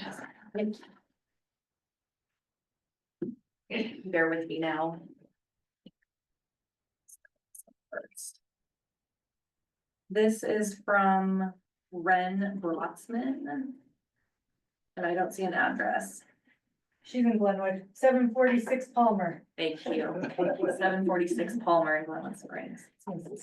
As someone who grew up in Silt, I am writing to express my strong support for the approval of the Rislenda PUD and ARADA. The proposal put forth by Mitchell, Weimer, and Kohlberger presents a thoughtful and ambitious plan for a mixed-use development that will bring much-needed vitality and amenities to both Silt and the Greater Valley.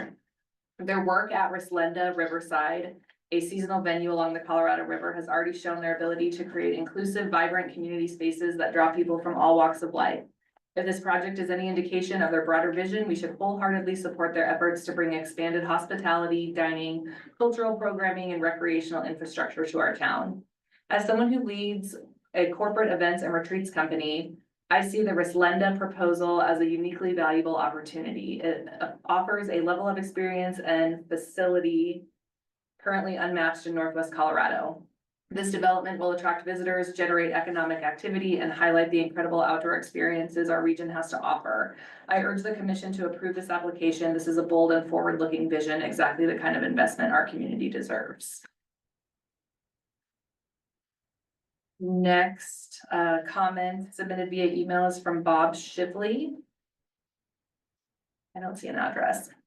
The Colorado Riverfront, is it a Silt legacy ? Many of us P and Z members in the early 2000s felt that it definitely is a legacy for the town and the people of Silt, a place where folks can feel the value of enhancing and preserving these natural surroundings. Starting with Silt's comprehensive plan, where I was a part of 2 plans during my tenure, we felt that the town had and should continue to work on projects which would continue and advance that theme. One thought on our minds when there was discussion of property in and around the Colorado River was, how does this project enhance and preserve? From my viewpoint, we had success and failure. The Silt River Preserve, the Silt Island Park are prime successes. Work on the BLM office, continue of the South Canyon Bike Trail, and even the KOA are examples of projects which help continue and enhance and preserve theme. A negative was allowing the variance on the Golden Gate sign. Okay, now you are discussing the Rislenda Riverside project. I understand the owners want to preserve the property. They would be deeding the city for critical wildlife habitat. This is a vital piece of this overall concept where we work to keep a natural balance. You have to only look south across the river at the Island Park to know that we are over loving that piece of property, and work needs to be done to maintain the balance in that park as well. Thoughts from a book I am reading. Rewilding is an approach to conservation. It's about letting nature take care of itself, enabling natural processes to shape land and sea, repair damaged ecosystems, and restore degraded landscapes. Through rewilding, wildlife's natural rhythms create wilder, more biodiverse habitats. It is a project even homeowners can pursue. Think balance. Regards, Bob Shively. And last is from Cherie Hunter. Hello, my name is Cherie Hunter. I live at 330 North 12th Street, Silt, Colorado. I've been there since 1981. I've seen a lot of changes to our community in those years. Silt has certainly grown. This last summer, I was able to enjoy Riverside with my family and many friends several evenings. What a wonderful experience. Kids free to play while adults mingle and enjoy the beauty of the Colorado River. This is such a treasure right in our backyard. I've been able to speak with Cole about his vision for this property. It seems this would truly be an asset for our community. I've already seen how it brought so many of us together last summer to enjoy each other and the beauty of this hidden gem we all live in. Please approve their plans for this property. Thank you, Cherie Hunter. Whew, all right. Any other public comments before we close Great. Hi, you snuck in. I did sneak in. Well done. Hi, my name is Paige Hatterley, and I just have a few bullet points that come to mind when I think of the Rislende project. So I would like to speak in favor of this project. It would be a great community gathering space. I think that that's been made clear by the use that's already been put in play with, but also with the proposed development plan that the gentlemen have. It's a great opportunity to bring expansion to the south side of the interstate. I think that there's been a lot of development on the north side, but it gives us a chance to really balance out the look of the I-70 corridor as it relates to Silt. It allows residential and commercial development opportunity, which we know that our community is needing both. There's been a lot of residential growth, but there hasn't been that opportunity for the commercial growth. And I think the opportunity that this particular project lends, it gives us character of small town feel. It doesn't give us the big box feel, and it doesn't give us the franchises. It keeps that rural, small community feel that we're looking for while still bringing amenities to the area. It sets a strong foundation for vibrant development while keeping a rural environment. And again, it just gives us a chance to keep that small town character without bringing in the big franchises. I know, Rifle, they've seen a lot of the development that's happened, but it's come in the form of fast food, franchises, some of those different things. And I think that this is a unique way for Silt to have their own character continue forward and to create a larger tax base for the community without it having that franchise and just that very corporate feel. So I would encourage the Silt commissioners to support this project. Great, Thank you. And can you give us your address? Sure. 690 Cattle Drive. Thank you. Silt. Thanks.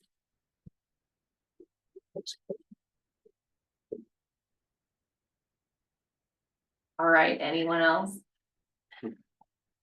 All right, what time is it? 8:22, 8:21. We'll go ahead and close the public comment.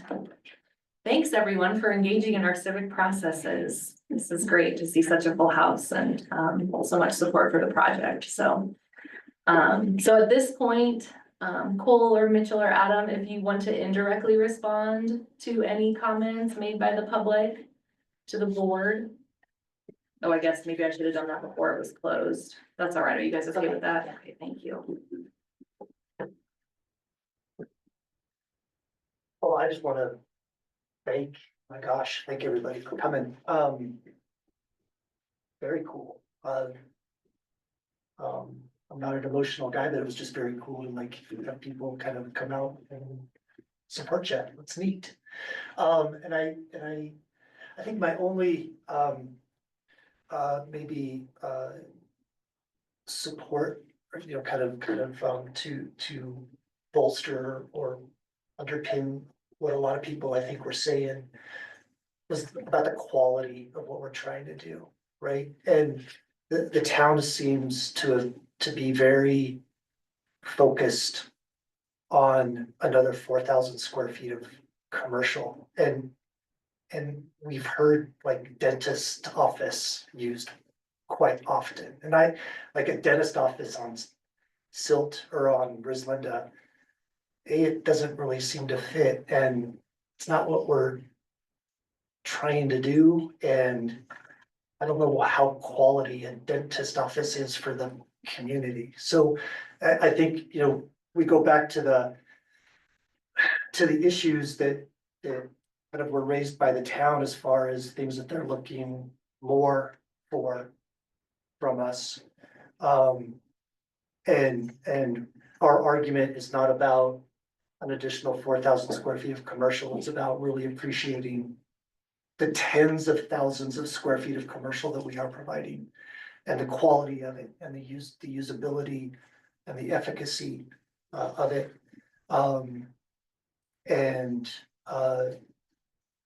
I think we've spoken a lot about the easement versus deed on tract A. I will ask to Mr. Bond, I believe that this board does not need to consider the 8A argument this evening. Is that fair? Is that correct? The dedication versus an easement Yes. issue. But that is a trustee, exclusively trustee, or is this a recommended? Well, body this for is a recommending body, so, since you asked. I did ask. The board tonight has 4 options, so you can approve. You can approve with conditions, you can deny, or you can continue the hearing for another time.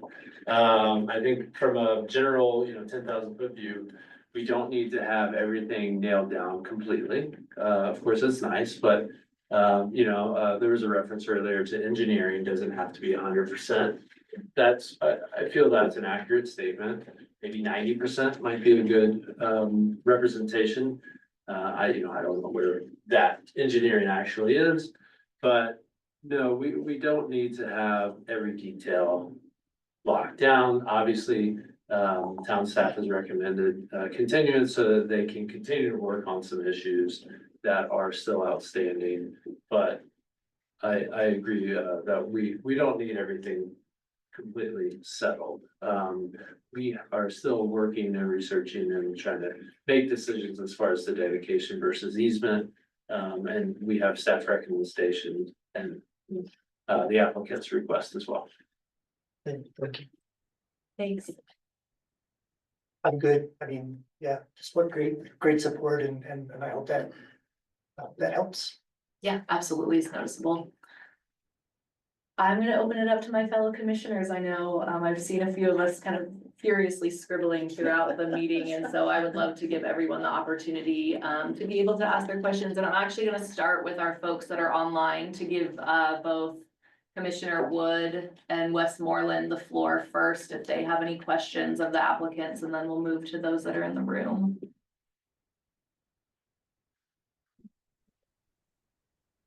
I'll go ahead and go.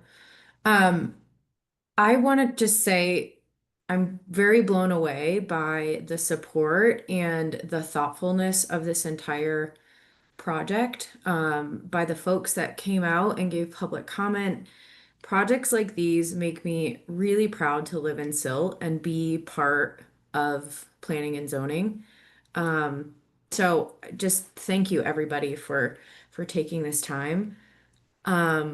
This is a massive undertaking, and I had a slew of questions, and I feel like between Mitchell, Cole, and the other folks that came up and talked about the elements, all of my questions were answered. So I don't have any specific questions. I do want to say that I am in support of this proposal, and I think this is an opportunity for us in government to be a little bit flexible, because this is a very innovative and localized project that other communities would kill to have. And I don't want us to be so caught up in tiny details that in the grand scheme of things will not make or break.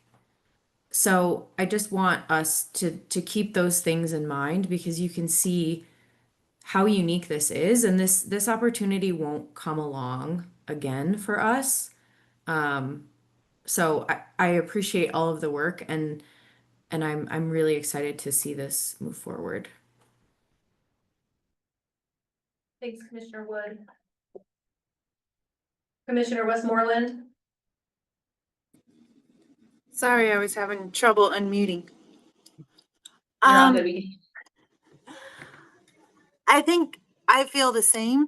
A lot of my questions got answered, but the only concern that I still have during this whole thing is whether or not things can be divided up and sold, or if the entire project can be sold at any point to a major developer. So that was my only concern. You guys want to respond to that question? The answer is yes, it could, just like any other piece of property in town. We have no intention of doing, we have taken this far too far. We're past that point of no return, I think. Yeah, and I would reiterate that this has been our pursuit over nearly 4.5 years. We've literally put our retirements in this. So it is not something that will casually be transactional to us. It's, this is my hometown, and our home community, and, so while the answer is yes, it's not in the cards really. Thank you. Commissioner Anderson, you have I'd like to ask a question to the town attorney as a follow-up to that. And also address the easement discussion. Does the easement versus deeding have any effect on what was just discussed as far as if we did deed it, does it? I know we have more control over that section of the property, but as far as the project transferring hands or anything like that, there's no advantage to deeding versus just having easement and access to the property. I think the big picture would be, maybe not the right word, but control. You know, that if the town had fee ownership of the property, then there's more opportunity for the town to control its direction, be it trails, recreation, versus if Reslindo has fee ownership, the town still has an easement over that, but they would have more control and ultimately, ownership would transfer, if they. Well, I don't think they would individually sell lot 8A because it's tied to the HOA. And that easement is recorded in title, so it would transfer with any. Yeah, Yeah. I mean, easements, I guess my follow-up question to that would be, you don't have. Easement is a property ownership interest in land, so. Yes. We do have an ownership interest in land. So you don't have to get into any specifics, but do we have any historical issues with easements causing problems in prior situations that are making this a consideration? I'd have to just say that we're looking into the issue and we need to conduct additional legal research. I don't have the background or history to know whether easements have caused an issue in the town of Sill versus dedication ownership at this point. Unfortunately, that's something that it's one of the reasons staff has recommended a continuance. It's something we can continue to work on that. Okay. And just explore what makes the most sense for not only Sill, but for Reslinda as well. Okay. And then Nicole, I was wondering, could you tell me if the event center is on track 6? I was trying to figure that out. It is. Yes. Yes. Are we imposing any limitations on the size of that building on them, or are they self-dictating? No, there's no maximum Oh, okay, that so- had been removed from the 30,000 square feet. Okay. My first question for you is with the businesses that are gonna be on the property, will you be operating them, or are you looking to just build the space and then have someone come in and independently operate? Our intention is to be owner operators. Okay, so you're gonna run the beacon and then the adjacent kitchen, you're gonna be. We will not be cooking, I will guarantee you that. I- But yes, we do intend to operate them ourselves. Okay, so with that said, you're gonna have a high level of control over the project, and I wanna say, I think it's great. I kind of made some bullet points of the things that are on the table here as far as what you guys are saying is important to you.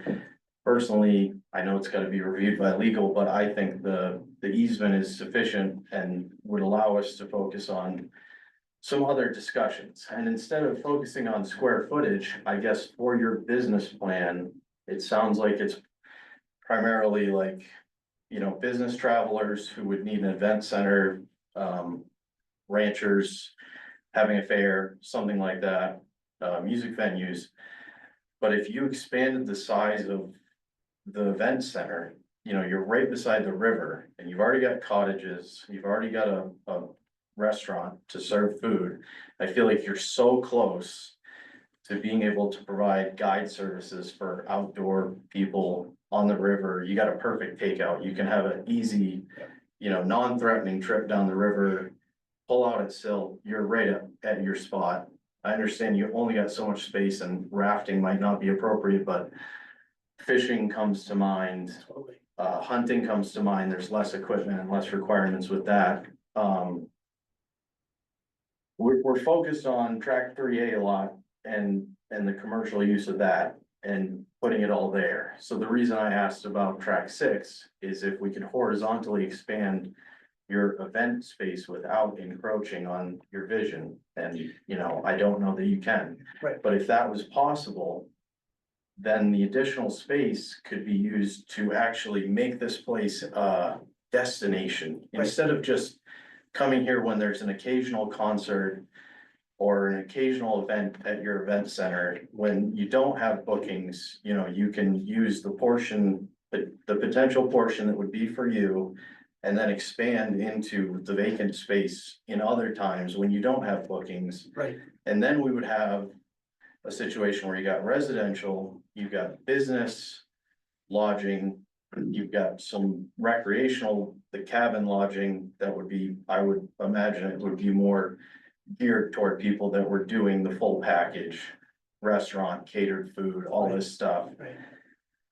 So if you guys were open to a little bit more commercial space in that sense, instead of trying to pack it all on 3 and go vertical, which does create a lot of issues.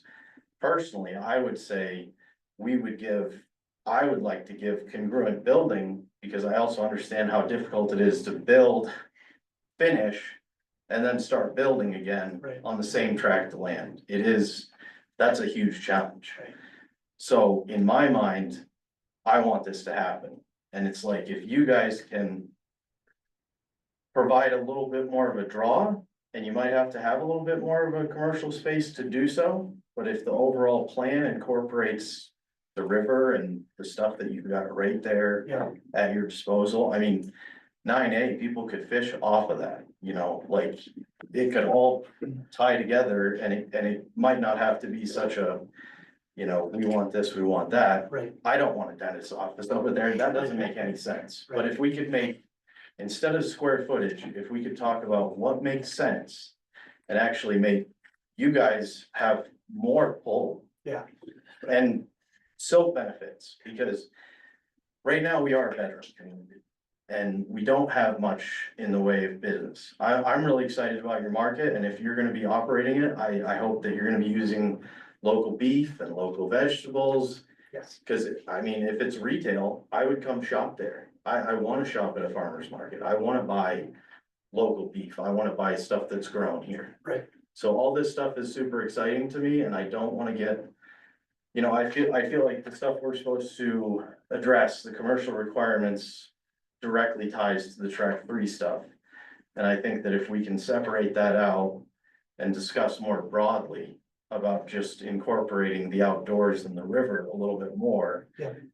We could move around. And Commissioner, I appreciate that. You basically have read our mind. When I was doing my speed read for track 5, actually, as part of the lodging component, we do envision commercial, including things like spas, like a fish shop, you know, a guiding service.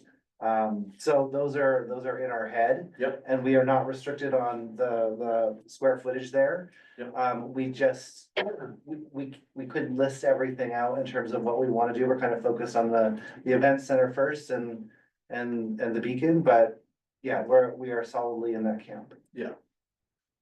I just wanna make sure before And it could be on 5 or 6. We kind of thought of it as on 5 where it's more walkable to 3. yeah. No, I think that was everything. And again, I think it's a great presentation. I think that we're not very far apart. And I hope that we can, you know, make something that makes sense and satisfies what we're looking to do with the town and also 100%. help you guys have a successful business that benefits everybody in this community. Because I know a lot of people had a great time down there with just a food truck. And we do need more housing as well. So I mean, the additional housing that you've put on here, if you guys are willing to move a little bit and find some space, you know, then the residential and the commercial and everything can come together. I can't see any downside as long as we just move the pieces a little bit. Agreed. Yeah. Appreciate that. Yeah, we're agreed. Thank you. Thanks. Want me to go? Sure. So I love this project, I always have, but as you were describing all of the rental units, I do not love rental units, but I am 100% property owner's rights, so. But I think you found 51 acres of transient community over there, with all the rentals. That being said, I would like to see the easement rather than the deed, and I can understand why you would want the easement. I don't know, we find a way to meet in the middle with the 10,000 square foot, but again, I would echo Justin's comments with moving pieces around. You know, you describe your improvements as upscale, and again, I'm gonna go back to that rental piece, like the rental, in my mind, does not fit with upscale. Again, I would much rather you see free market units over there than rentals, but again, I love the project. Well, thank you, and I don't know if you wanna say anything. Yeah, I'm happy to, and I don't. Bring up a third chair. if we want to. Yeah, here. Commissioner, in terms of the rentals and, you know, I understand, I think apartments often get a bad rap. They are going to be market rate rental units. There's no rent restriction, there's no AMI restriction. These are intended to be very nice quality units. They will be much nicer than the apartments that were just delivered and so. And you know, You've toured those, so you know. I've toured them many times, yes. And I would say they're gonna be much nicer than anything that's in Glenwood right now, so. You know, I think I will be very excited to tour you through our finished product and I think you'll like it. Okay, for sure. I think the way you ground people in a community though, is you want them to buy into it. We can buy into the commercial space, we can buy into the businesses over there. But, you know, rentals are, again, a vehicle of transient community, in my opinion, so. Yeah, and we understand that. I think it's, and we're not here to debate that. I think homeownership is obviously a very important piece of, you know, the American dream of our lifestyle. But also we need housings of all types. And I think this is important type, and it also brings a really, you know, great consumer base for their sale. And so I would say for anybody wanting actually for sale units, write your state legislators and ask them to resolve the development, like the construction defects law. There you go. Thanks, Jennifer. Thank you. Commissioner Aragon, any questions or comments? I do. I have a couple comments and questions also. The 160 density to 240, kind of curious, is the traffic plan in place already? I see in Derek's report, he says three entrances. Is the third one at 311? Yes. Okay. Yeah, I just was curious why that hasn't been put together. And because my concern is in the morning, I get up early, you know, I'm like with the rest of the people going up Valley, of course. Right. And everybody pulling on the frontage road. Yeah. You know, I see, you know, lighting and all that good stuff, and the amount of people that will be leaving about the same time, the congestion, and then when you get over to, where you trying to get on the interstate right there. We've done two traffic, I mean, I think that's a smart question, and we've done two traffic studies already. We did one way quite a while ago with the 160. We've done another one with the 240. I think there's a little bit of tweaking. We're probably gonna do a third traffic study. Just a little bit of tweaking based upon some of these conversations that we're having.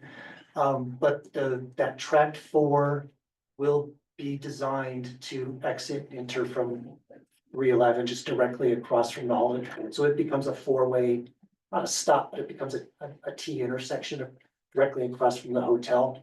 Yeah. Right, so it's already, so the way you guys come into the Riverside today, that particular piece of road will go away.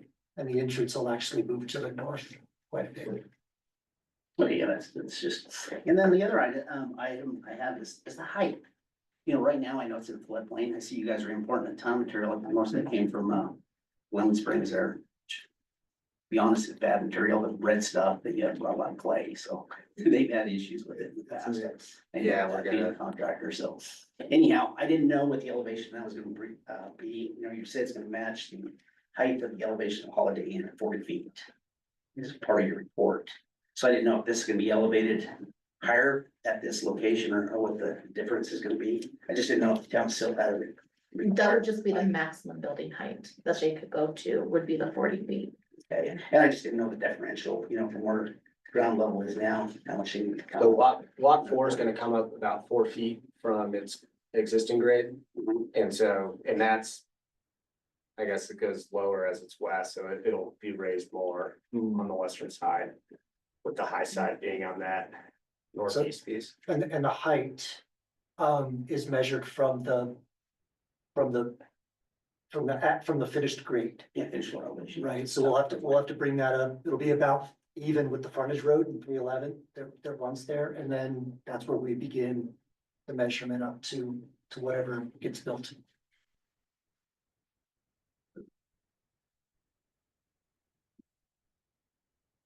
Looked at the, civil drawings and everything, there's still some items I see Derek had to address, and Yeah, there's corrections and stuff that need to be made on that, but. there are two, we haven't talked engineering super much yet. There's two big items out there. I just wanna make sure, just tell people that we're on top of. The first one is are the streetlights. That was kind of a bigger issue between Derek and Roger. We started a lighting study last week. Yeah. I don't know that you know that. We started a lighting study last week. We should be getting results as early as next week. So we'll see what those numbers and what that result. The other was the potholing. And we signed a contract for potholing. And they may have already begun. I'm not sure, but that's all being taken care of as well. And we got a soldier plan on this, I gotta look that up, you know, I'd like to, just do a little study on what. There is a geology. Yeah, There is, there's a lot of documents in the Dropbox that. okay, I didn't catch that one, I was looking forward to it. so. Yeah, I don't think that it was provided in the Dropbox. You know, it's also because of the. Let me double check. If not, we have it. It was part of the earlier Yeah, processes. Yeah, and I look a lot of, just for the stormwater mitigation, all that good stuff. Yep. You know, what we're gonna have, especially with all the vehicles and everything you have, you know, what kind of quality, water quality that we're gonna have from the storm drainage and all that good stuff. Yep. You know, we see it a lot up valley, you know, I do a lot of work up at the and stuff, and, you know, that's kind of a big deal. It's kind of working its way down here also to make sure that everything that we're depositing, which most of it's gonna be going into the river, and you're really super close, that. Right. You wanna make sure you treat it one way or another to make sure we're not depositing anything bad in the river. Absolutely. Then overall, I think you guys got a great plan. And with Justin also as far as just with the commercial side of it too, it's got a great point, so. Yeah. Yeah, we appreciate that. That's all, yeah. Thanks, Eddie. Vice Chair Buchel. Since you're just talking about, lights, I was reminded this evening that, we're a dark sky compliant community, so we would expect more of that lighting to be downcast, to be heard.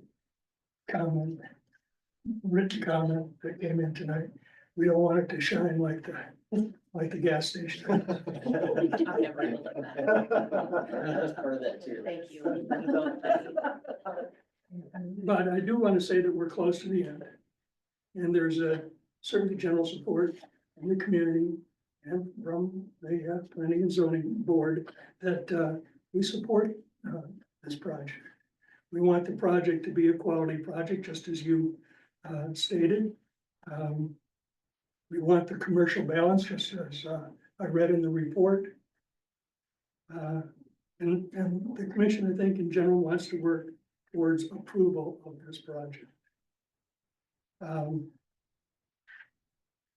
Whether a commercial is a dental office or a daycare, that's up to you guys. That's not up to us. I don't know where that concept came from. I guess maybe it was written as an example, but there's plenty of office commercial that could be in this project. There's plenty of office commercial that's available right down here on Main Street. People wanna put in the money to develop a property. But I do want to say, I think that this would be a good spot for additional commercial for a daycare center. And I saw that that was not included in the proposal.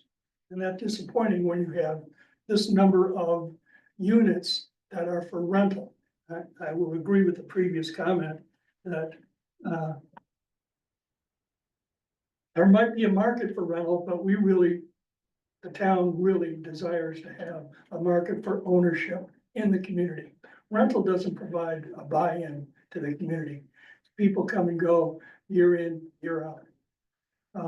I saw that there were 7 units for sale. That doesn't seem very many to me. I'd much rather see a greater percentage, if not up to 50% of the project be home ownership. I think that's really the need in the whole county. As far as the river, I've appreciated the work that's been done there by the food truck. But I think we need more bistro and less food trucks. We are a town that's known for having food trucks, and I just as soon see 1 or 2 less of them. Amen. I will go on to say that while I support this project, I also support the recommendations of the staff has put forward. I want you to comply with the engineering. I want you to work towards the 12,000 square foot of commercial. I think that is a much more important component to the project that will bring our community to the site and to enjoy everything that you're providing as far as the restaurant, the event center, and all of that. Finally, the trail corridor, the river corridor, I think is best deeded to the town. I think that open space is under a much greater control when owned by the municipality rather than by the developer. And so I support the deeding of tracts A and B to the town. And for that purpose, I would say that I would like to extend this property adjacent to the river to the trails master plan that the town is developing, where the trail, bike trail, pedestrian path, whatever it turns out to be, is closer to the river and along to the where the trail begins behind Holiday Inn. You know, having the trail up on the north end of the property, that makes it more cityfied rather than natural. The naturalness of the river corridor is where the trail should be, not up in the street. That doesn't give a person a feeling for open space or allow them to enjoy the river. In fact, you know, just being up there on the north side of the property, that just makes it more, you know, you're in competition with the traffic, and trails should not be in competition with the traffic. I think those are the end of my comments, except to say that I support the continuation of this so you can work out the issues with the staff. That's all my comments. Thanks, Vice Chair Bertrand. It's up to you now. I want to thank everyone for coming out tonight, our applicants, but also the members of our town and our wider community that obviously are showing great support for this project. I echo what my fellow commissioners say in regards to their support. I think this is such a unique project. I'm so glad that you're from here and that you want to bring this vibrancy back to Silt and to have this be in our town. You know, there were comments about, you know, kind of the big box stores that you're starting to see pop up in our neighboring communities. And that's one of the things that I like best about Silt is that we're different and that we don't have things like that, and maintaining the quality and character of our town.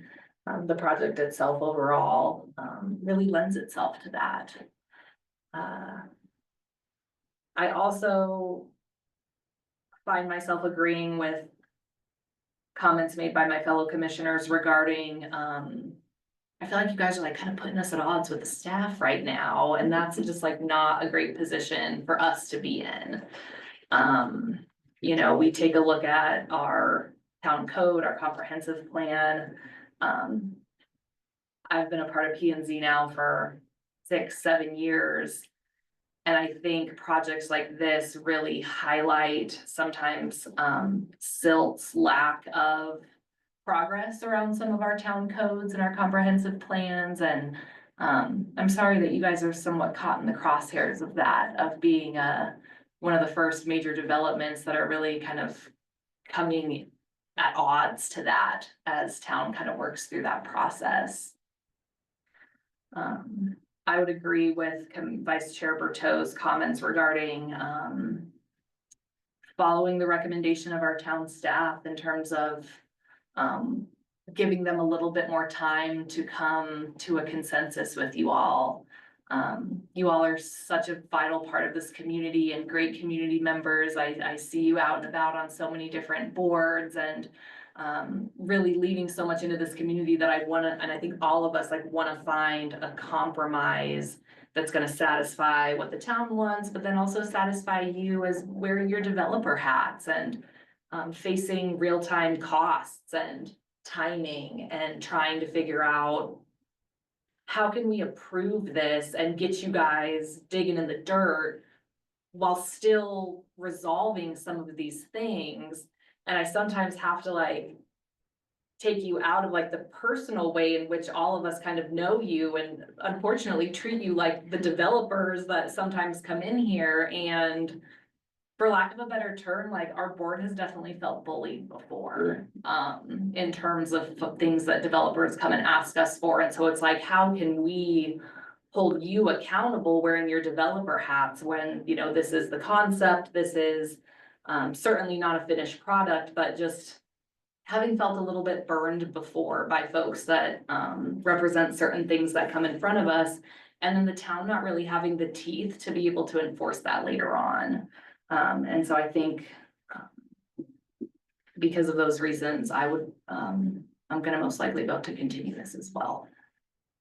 Well, I appreciate your comments too, and I think, you know, one thing I would wanna kind of agree with you on is that we are not large developers, and sometimes we can feel bullied as well, because we don't have those resources that, and lawyers and everything like that, so it takes an incredible strain on us, so we look forward to working this out. I think we have, from our perspective, taken a lot of, probably 80% of the positions that have been asked of us before, and I think, you know, the definition of compromise isn't 100% on one side and 0 on the other. So appreciate all of your feedback and your comments. We are doing this as a small team, and we look forward to making sure that we can move this forward in a speedy way. Would there be anything that's a part of kind of the main priorities for the night that had to do with the commercial space, the deeding of the parkland, and the allowable uses in track 3? Say from an approval from this board, is there anything that we can do to help you further those things along? Well, I would say from my perspective, and I will only speak for myself, I think, you know, the timeline issue is really, really important just for financial and logistical reasons. And so not having that be kind of imposed top down. I think that, you know, on the other stuff, to Commissioner Anderson's point, there's plenty of room for commercial across this development. Yeah. And I think that we can come to a speedy conclusion about some kind of innovative ways to make sure that we do have that additional space, and maybe it's just not on 3. I think 3 has kind of been like the sticky wicket in terms of so much, but. Yeah. Well, and if I was like reading between the lines, because you guys are all so nice and so PC, the idea that like the beacon is only classified as like X amount of square foot commercial space, but like Mitchell in your comments kind of articulating it being used for so much more than that. but it can't be like counted as additional square footage, so the fact that there, it like would be a commissary and a restaurant and maybe 2 or 3 other things, but it's only one square footage footprint that you're kind of allowed to, and so could there be some compromise on like what the town would allow for like kind of stacking that or something, just trying to think of some creative ways that we could squeeze out some more commercial space for you, because I do save from like requiring you to do some sort of market study. The idea of like a smaller space, for me personally, doesn't really bother me that there would be like the basement. Personally, that doesn't really matter to me. I guess I'm more concerned about the parkland dedication and kind of what the difference is between the deed and the easement, and feeling like I don't have a really great understanding. Like, I really appreciate the comments made by both of you guys, but like long-term, like what's gonna be in the best interest of us as a community, of that being deeded or that being an easement, and I feel like I can't really answer that right now. If I might add to that, I don't think you need to be restricted to only track 3 for commercial. I'm not saying that it has to be just track 3. If there's some other areas, you know, other tracks and other parts of development where ground floor commercial can be fit in, let's look at it. Yeah, I mean, if I could provide some context to this question, and certainly Please. you're directing questions at the applicant, so if you would like them to answer, please, you know, have them do so. But in my understanding, the commercial on track 3 issue has kind of evolved over some time, because the comp plan did recommend commercial use for this property as its primary use. And town staff looked at this really hard and saw creep and taking away commercial, and I'm not saying this is what's happened, but they saw creep. They saw that, okay, we went from, you know, multi-use to primarily residential on some of these tracks. So, what a PUD does, and for the zoning context, is to create zoning standards for each of these different tracks. Track 3 was identified as one that would be primarily best used for commercial. So rather than create a ceiling for commercial on all of the tracks and say, okay, these can all be multi-use, commercial or residential, where, but nothing was required for commercial on some of these tracks. So we said, okay, for track 3, we'd like to create a floor. Because we felt that track 3 was, of the 1, 2, 3, and 4 frontage road, that track 3 might be the best useful commercial, and I think that was in relation to the restaurant and the retail aspect of it already being on there. So that's where the floor came in rather than up to a certain amount of commercial, because there was concern that we, you know, things evolve.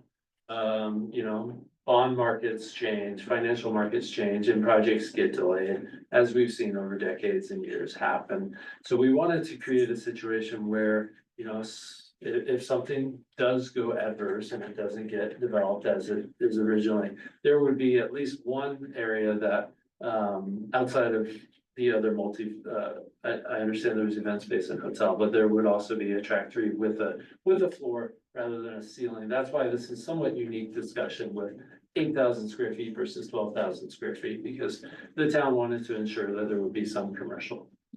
Well, is this the point, whereas we've suggested that commercial be in another part, is this the point when that we can make that happen? Or does it require some bigger process where the PUD has to be adjusted with several votes by the Board of Trustees and by us? Yeah, I mean, at this stage, Reviews and everything. the PUD, if recommended, would go to the board. And if the board approved the PUD, let's say as it is right now with multifamily buildings on, just for example, track 1, 2, and 4.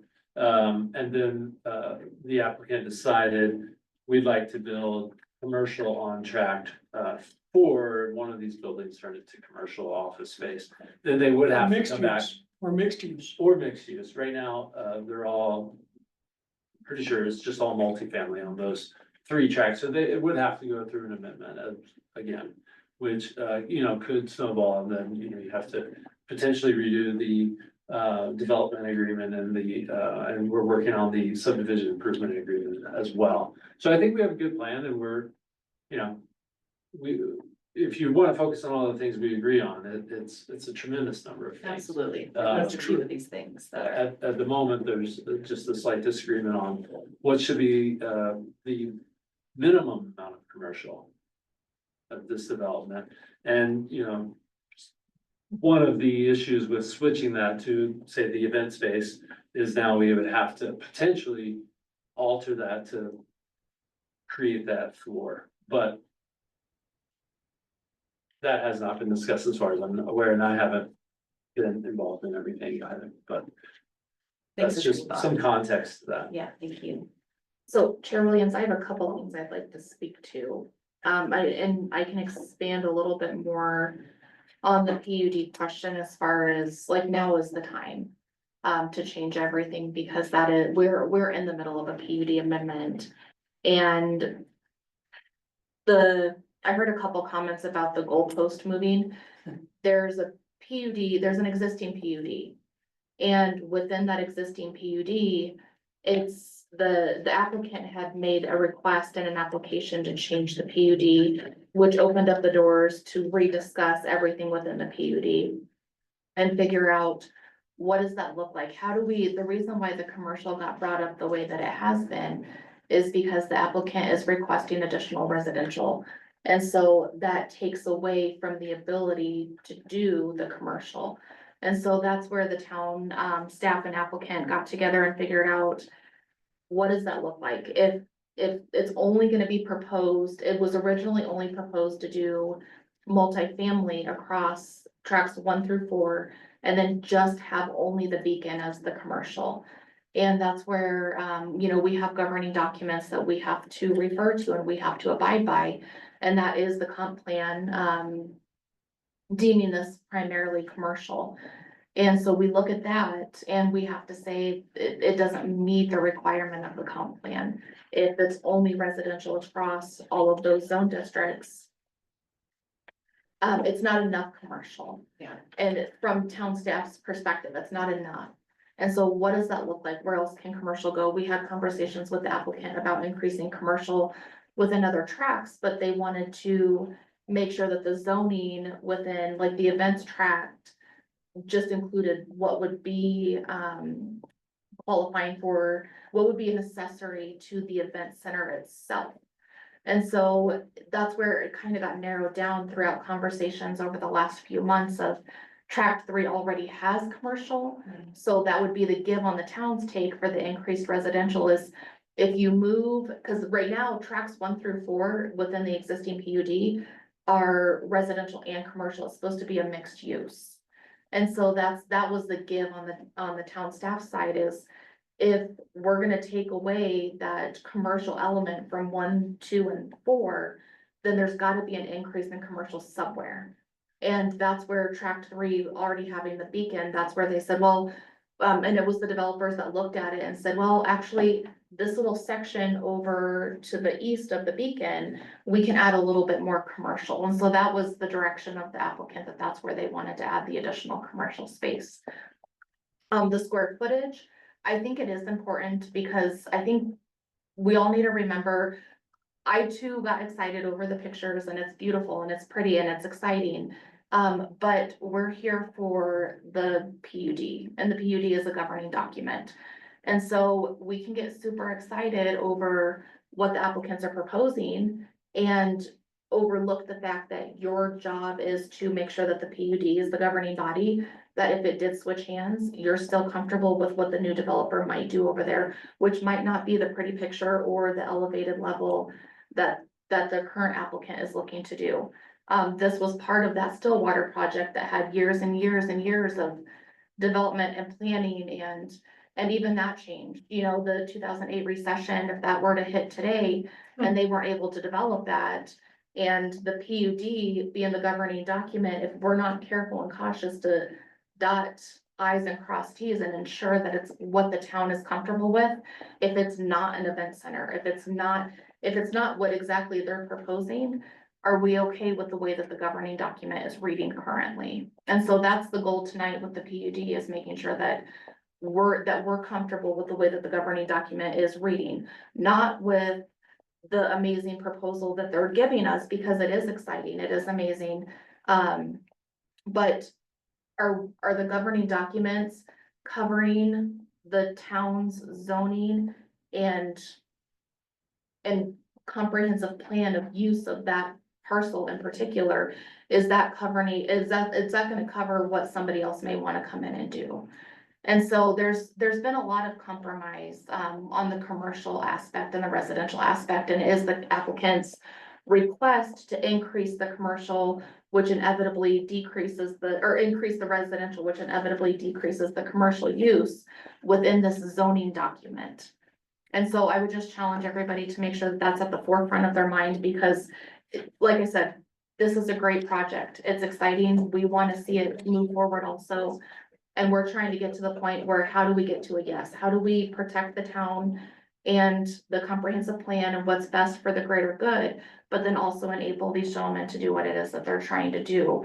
And so some of that is just buttoning up a couple of these last remaining items, because we're not far apart. We've really come, I mean, it's been months and months of working together to get to the point that we're at, that there's just some guidance that we were wanting feedback from the planning commission and ultimately the board to help guide that development, because we are in the middle of redoing, or we're in the middle of getting ready to contract to redo the comprehensive plan and looking at the commercial aspect of everything. The dentist office thing came from Manager Man. It was not exclusive. He says it to everybody.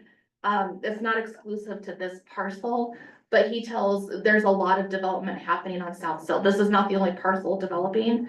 That whole corridor on the south side of the interstate have land use applications in to develop. And so it's making sure that we're balancing along that whole corridor, the residential and the commercial aspect of everything, because it is gonna matter. We get one chance to really get this right. We get one chance to make sure that the zoning is gonna meet the needs of everybody today and the needs of 30 years from now, 40 years from now. And so the zoning documents are important, but Manager Man tells people we have a dearth of commercial within the town. And so if he uses the example, if somebody were to come in from a dentist were to come in and knock on my door tomorrow and say, I need a space, I would have no space for a dentist. Not that we're not pushing a dentist office within Rosalinda, but that's just an example that Manager Man is given for like a professional office space that would be a need in town. Sure. But there's a need for a lot of commercial space in town for different items, so that clears up the dentist office. Well, there's no legal office in this town. The one real estate office moved out. Yeah, So there's a lot of office needs that there are, yeah, we create a space for attorney volunteer when he opens up his own practice. So, and then as far as the dedication versus the easement, it's more, the town doesn't have any alternative motives or ulterior motives for that space outside of preservation. Just making sure, like, we get, Manager Man has said it, I'm sure, to the planning commission and then also to the board. And it's something that we've talked about at the board level, that we get one chance to get it right. The preservation of the river corridor, once it's gone, it's gone. And we have another project that came in front of the board last Monday, that the preservation of that river corridor didn't happen fast enough, and it wasn't clear enough in the PUD that it happened in a timely manner, and we lost it. The riverbank ate it away. It wasn't preserved during the time frame or in the way that it needed to be, and there was no good governing document or the town having the ability to step in and say, this is what needs to happen. And so it's just, when we look at the trail master plan that was adopted by the board last Monday, this all plays a role in that. And so when we're looking at that preservation piece of it, it's the town having control over making sure that it's preserved. And who knows what that looks like in the future. We have AVLT that, and other entities that help us preserve the river preserve. And making sure that the native species of animals that live there, as well as the native species of plants, are protected. And so that's our main goal, is looking at that.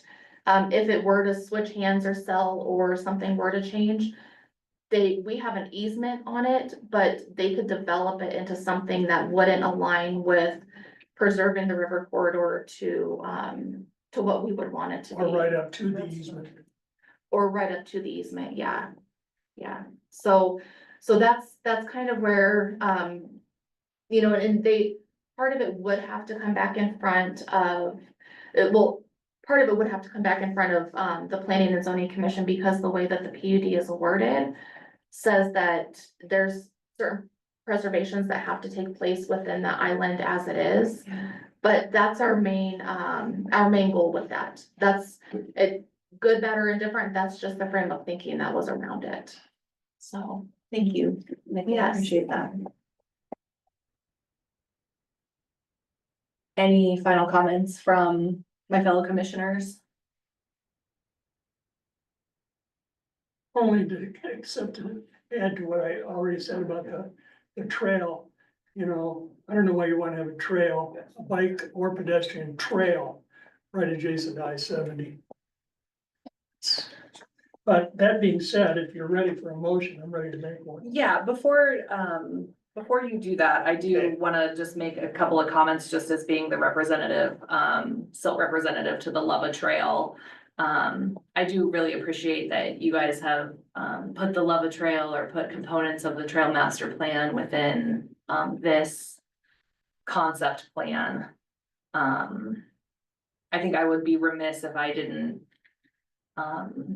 kind of talk about how disappointed we were as an organization to recognize that such a small parcel of this property was going to be utilized for that, recognizing the plans, the concept plans that have been in place for Lava for like over 20 years, and that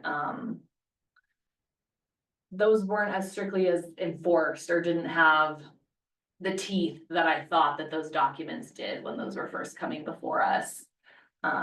And so I just wanted to, yeah, just make a general comment that I'm glad that we're to this point. I'm glad that this project has spurred SILT to look at our master trail plan, to make sure that, we have more grit behind, our developments that come before us in the future. So yeah, I guess I'll leave it at that. I guess I have something as well.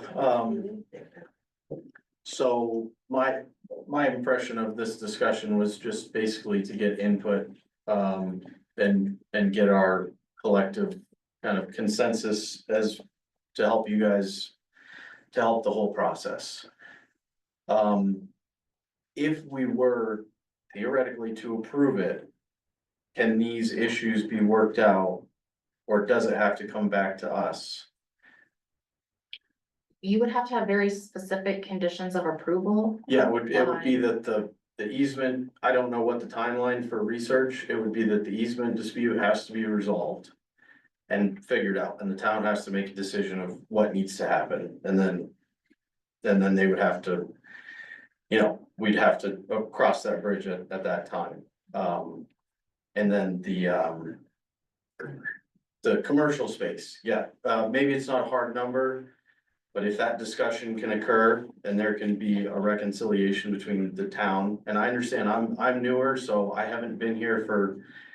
The things that have blown up in our faces, you know, and I do understand things can change, and I'm not undercutting the town's recommendations at all. I'm just trying to figure out.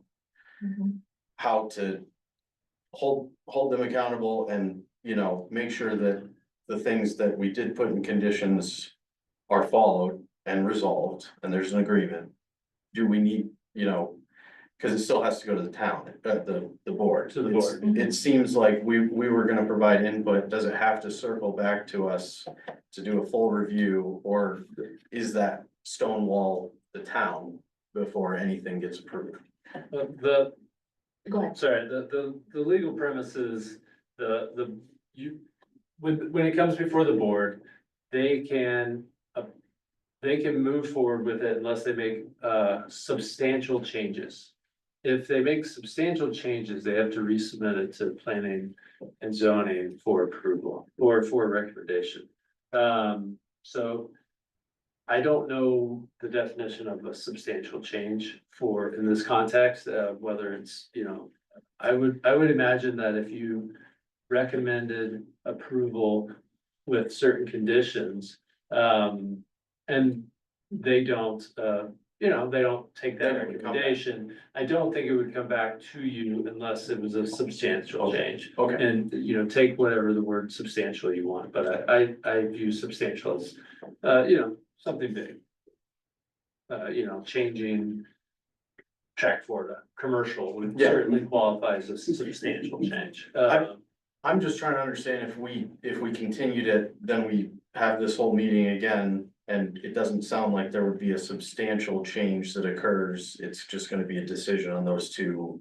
If you continue it, then, what I just said has no relevance. I just meant if you sent it to, Yeah, if we Right. continue it, the whole thing comes back through us in full. If we approve it with conditions, then the conditions we set have to be resolved before it goes to the town, the board, and then they make final. Yeah, if you recommend approval with conditions, that would go before the Board of Trustees. And the Board of Trustees would consider those conditions, consider those recommendations, but obviously they don't have to, implement everything. And they can make their own decisions and they ultimately Yep. approve it most likely or deny or make substantial changes and send it back to the planning commission. Thank you for the clarification. I appreciate that. Chair Williams. May I add just one quick thing? Absolutely. Yeah, what a great discussion, thoughtful and like creative and open-minded and appreciated it on the set. With respect to the commercial, on track 3, it boils down to parking and infrastructure and just not being able to fit more than 8,000 square feet on that space. We have always thought about track 5 as having commercial in addition to the hotel, right? Just as you pointed out, and for those same reasons. We don't want to be mandated to have to build commercial on track 5. Commercial is very different than residential. We all know in this valley, just about anywhere else, residential, you build it and they will come. Commercial doesn't work like that. And commercial is often a laggard to residential development. And as I say that, I also say that Cole and I are capitalists. And we want to retire rich and we want to go live on a beach somewhere. And so if there's an opportunity for us to add sensibly additional commercial to this property where it makes sense and it fits and it's the right thing to do, we're gonna do it. We just don't want to be told we have to do it because that puts us in a really difficult position. And so that's our position on the commercial, and we would suggest maybe you consider that as one of the conditions of approval. Uses on whatever tract it was. You guys are gonna have the chance. First, Nicole's gonna have the chance to approve or deny site plans. So if we want to put one of those things on a site, we're gonna have to say that, and we're gonna have to bring that forward. And it's gonna get approved or disapproved. So there's that control mechanism there. So we don't need to hem and haw over allowed uses on these tracks. It's really just, it's overreach in my libertarian mind. And then, so that's the second big issue. I think we can move forward on that pretty clearly. And then the third is the deed versus the easement. And I think that's something that you guys can put a recommendation together or not tonight, and then allow us to get ourselves together for in front of the trustees in a month or whenever that is. So again, thank you, everyone. I would say I'm a libertarian as well, and I actually agree in a sense that putting the cost burden on you to build additional commercial without a guaranteed tenant and, you know, uncertain market conditions with the economy, tariffs, whatever. I would say it sounds like that's a bigger priority to you because of the financial component to it. I could be wrong, but that's just what I hear. So in my mind, the deed thing is the compromise. And, you know, it's just a trade, you know, like if there's one of these two things that's a no give, it sounds like it's the 12,000 feet. So it sounds like we have maybe some wiggle room to say the town deeds the island and instead of an easement. And then we give a little bit on the commercial potentially. Oh, that could be good next week.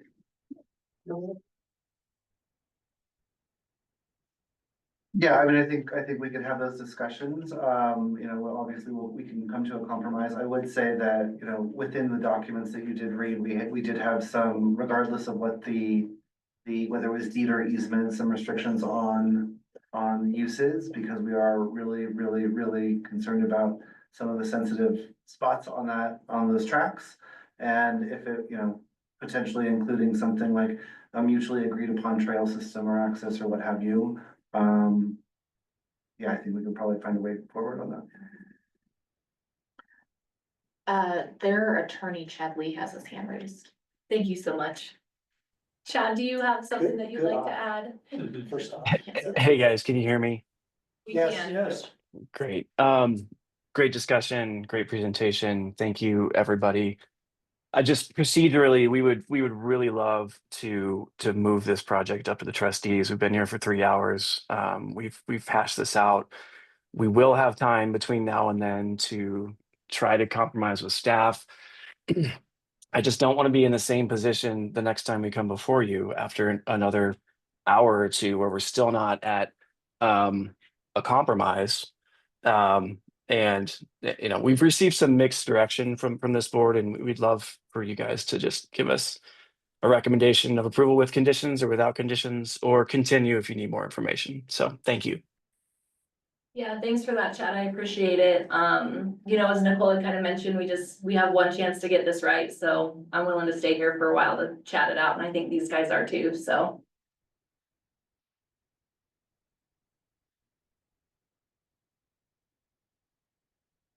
You ready for my motion?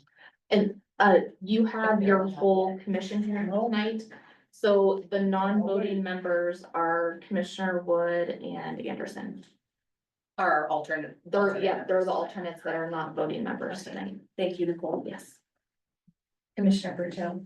Now I can. I move to continue the Rislenda PUD amendment to a future planning and zoning meeting, hopefully soon, allowing additional time for staff and applicant to revise the submittal based on the feedback given during this meeting. We have a motion from Commissioner Berto. I will second that motion. We have a second from Commissioner Aragon. All those in favor? Aye. Aye. Any opposed? I am. All right. Meeting will be continued. Thank you, gentlemen. Thank you. Thank you. And then we're actually not done, so you guys can stay there. Do we want to stay here? I'm sorry. Gavel tour. Next on the agenda is the Rislenda event site plan review. This is another public notice action item from Director Centeno. Thank you, Nicole. Okay, so the Rislenda events have been happening since 2023. They are proposing to do the same thing that they did in 23 and 24. Given that it's supposed to be a temporary use, the commission the last couple of years had requested that the site plan review come back annually, since it is supposed to be temporary. The applicant has put in a request to do a 2-year approval for the temporary events, which include a food truck located down along the river. I know it's getting late. We don't have to dive too much into it unless there's questions, but everything that I would be presenting is in the staff report. I do want to highlight that there's a change with the food truck vendor. The applicant is not going to use one single vendor throughout the summer, but rather leave it open that there could be a variety of vendors. And they would just have to meet the criteria of the public health approvals and getting a town business license to operate. Outside of that, that'll give them some flexibility. The placement of the vendor, as far as the location within the parcel, is not gonna change. If one comes out, another one's gonna come in, there's not gonna be two. The applicant realizes after last year's amendment that it's really important to stay within their site plan and exactly where everything is at, not only for the site plan review, but also for liquor modifications.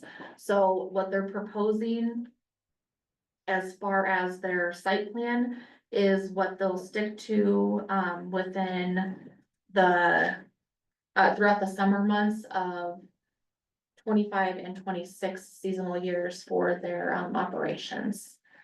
And I'm happy to answer any questions that you might have. I know some of you may not have been here for the approvals from the last couple of years, but that was a quick overview. Wasn't there a storage issue? The storage issue has been resolved. There was a shipping container and shipping containers are not allowed in town.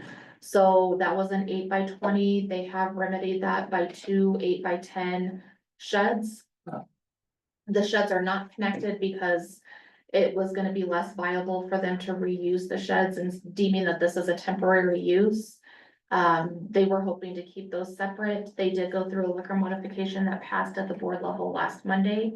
So their liquor modification has been approved to have the same square footage of storage, it just looks a little different than what it did with the shipping container. I wonder both of them refrigerated? Neither are refrigerated. One is storage for liquor, the other is storage for, Actually, one of them is air conditioned. oh, it is air conditioned? Okay, well. News to me. Yeah, question also, Nicole, wasn't there an issue with propane tank size or something like that? There was, yeah, and so the propane tank size of the food truck from last year, was exceeding the town's code requirements. And so the new food truck is gonna have from what. Is that true? Mhm, Are these tanks were too big? yeah. That's why we brought it back and had to do that amendment in front of the commission. But this year's I didn't know that. This Brian's year- are smaller, right? That's what Mitchell had said, is that the propane tanks would be smaller. Yep. That they would comply with what was in the code. All right, does anyone have any questions before we open it up to public comment? This is a public notice action item. All right, it's 9:31. Does anyone have a public comment that they'd like to make? In support or not of this application? I'll go real quick. Absolutely. Once again, this is Doug Winter. Sorry, I'm representing- talking to the mic. Oh, sure, yeah. Doug Winter, representing myself, but also, speaking about Middle Colorado Watershed Council. We've benefited greatly as an organization, bringing volunteers through Rislenda, to use this space in the summer, and would really support, being able to do that again. Thank you.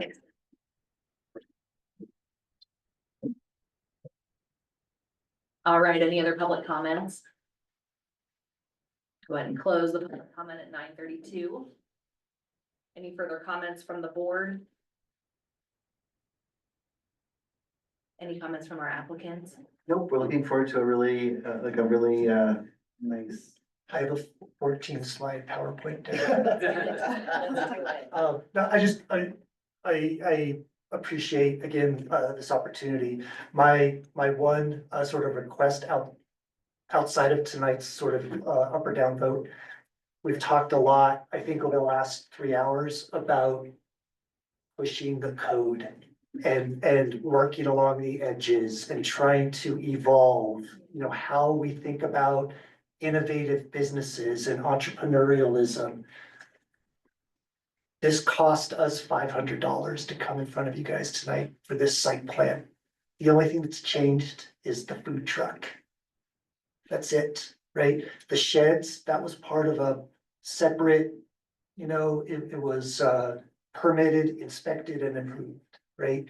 So there's gotta be a process out there, and I would ask P and Z to work with staff as we evolve our thinking, as we evolve our operations, to allow for something much lighter and simpler and cheaper to allow businesses to sort of operate in this way, because it's just, on one hand, we're talking about 6 figures of development and, to get us this part. We're now talking about a different business, it's a different checking account. $500 really hurt to be able to come forward and get this yes or no from you guys tonight. And are but- you talking about just like the permit, like the application fee to No, change the site? To get to the approval, we had to file a site plan. Yeah. Right, and we argued it for a little bit, we lost, and we filed a site plan, because that's what was sort of asked for, and that was the expectation. But they're just, let's maybe in the future try to find lighter, more flexible ways to support businesses like this. I appreciate those comments, Mitchell. Yeah. Thank you. But we are going to open soon if we get this done. So we look forward to being open again this summer and next, and appreciate your consideration. Bring your fishing pole, Commissioner Dr. Anderson. Does anyone have any other questions or comments? If not, I would entertain a motion to approve. Or however my fellow commissioners would be so likely inclined to vote. I move to approve resolution number PZ-1, series 2025 for the site plan review for Resplende 25-26 events to operate special events and a food truck at 54 County Road 311 with the conditions noted above or verbally added during this meeting. Second. We have a motion from Commissioner Sapiznik, a second from Vice Chair Berteau. All those in favor? Aye. Aye. Great. Thank you. Thank you. We're really looking forward to a good summer with you all. Yes. Have a good night. That'd be a good spot for a bistro. Indoor. We're working on it. Thanks, everyone. Thank you, everyone. Next, we're gonna move into a discussion item defining silts downtown and defining/discussing what makes silt and silt's comprehensive plan update. Turn it over to Director Centeno. Yes, thank you. Last Monday, Manager Mann presented to the Board of Trustees a few questions to contemplate, and kind of push the boundaries of answering some of these questions of what is our downtown corridor and what makes silt. We hear a lot of people say, we don't want silt to change, we just want silt to stay silt. Well, what does that mean? What does that look like? And then within as we're developing the downtown corridor and we're utilizing the URA, we need to better understand what our governing bodies believe to be the downtown area. So you guys all have a map up there. You all have a marker. If you wouldn't mind writing your name on there, highlighting the area that you think is the downtown corridor, that should be the heart of the downtown as we're looking to reduce some of our comp plan and zoning and revamping what that looks like and what we want to focus on to be the downtown corridor. The board did approve to move forward with a company, her name, or the lady's name is Krista, that's gonna be working with everybody. to work with her and figure out more of that, kind of hone in for some strategic planning on what this looks like and what the marketing is gonna look like and revamping what Silt is gonna be, what the new website needs to be, what we want to guide Silt's growth in the future to look like. And there's gonna be 2 meetings coming up. It'll be May 19th and May 20th. That'll go from 5:30 to 7. That all of the commissioners are welcome to come to. It's the strategic planning that the board is gonna be going through. And we would love for both governing bodies to come and give input. Since this is gonna be a really big, undertaking, we wanna make sure that we get as much feedback as possible. What was that date again? I'm sorry. Yeah. May 19th and May 20th. It'll be from 5:30 to 7. I have a question concerning, the gal that you had mentioned, kind of coming in and doing like the rebranding exercise and the website. How does this tie into like the whole, like Discover Silt campaign and like the agency that we had working on that and like what? I guess I'm confused because I thought that we already had like folks that were like working on that. So there was 2 different, the Discover Silt was more tourist driven. So how to draw people in to come visit the town. Okay. And the rebranding of what makes Silt guides our development, our future development. And so what draws people here to come visit is different than what we're gonna use as guiding documents within code rewrites and the comprehensive plan and controlling the growth that's gonna happen in the downtown area. Okay, thank you. Yes. And so I know that it's getting late, for an exercise like this. But maybe the best thing to do at this point would be, for you guys to think about these questions. And you can email me feedback that we can give to Krista and consolidate the feedback from the board and what the commissioners are giving, that you guys would provide. That would answer the question of what is the downtown area. If your maps are done, I can collect those tonight. But we would love for you to expand on some of these questions, and it's kind of hard anyways to answer off the top of your head. Going home and kind of thinking about it and coming up with an answer that you're comfortable with sharing would be great if you can email that over.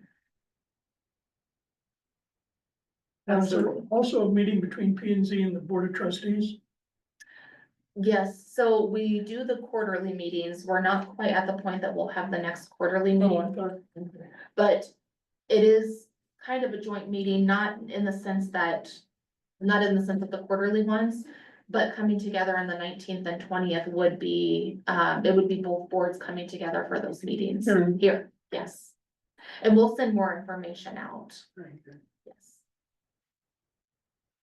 So that's all that I really have on that agenda item. That's just a quick recap of what was discussed.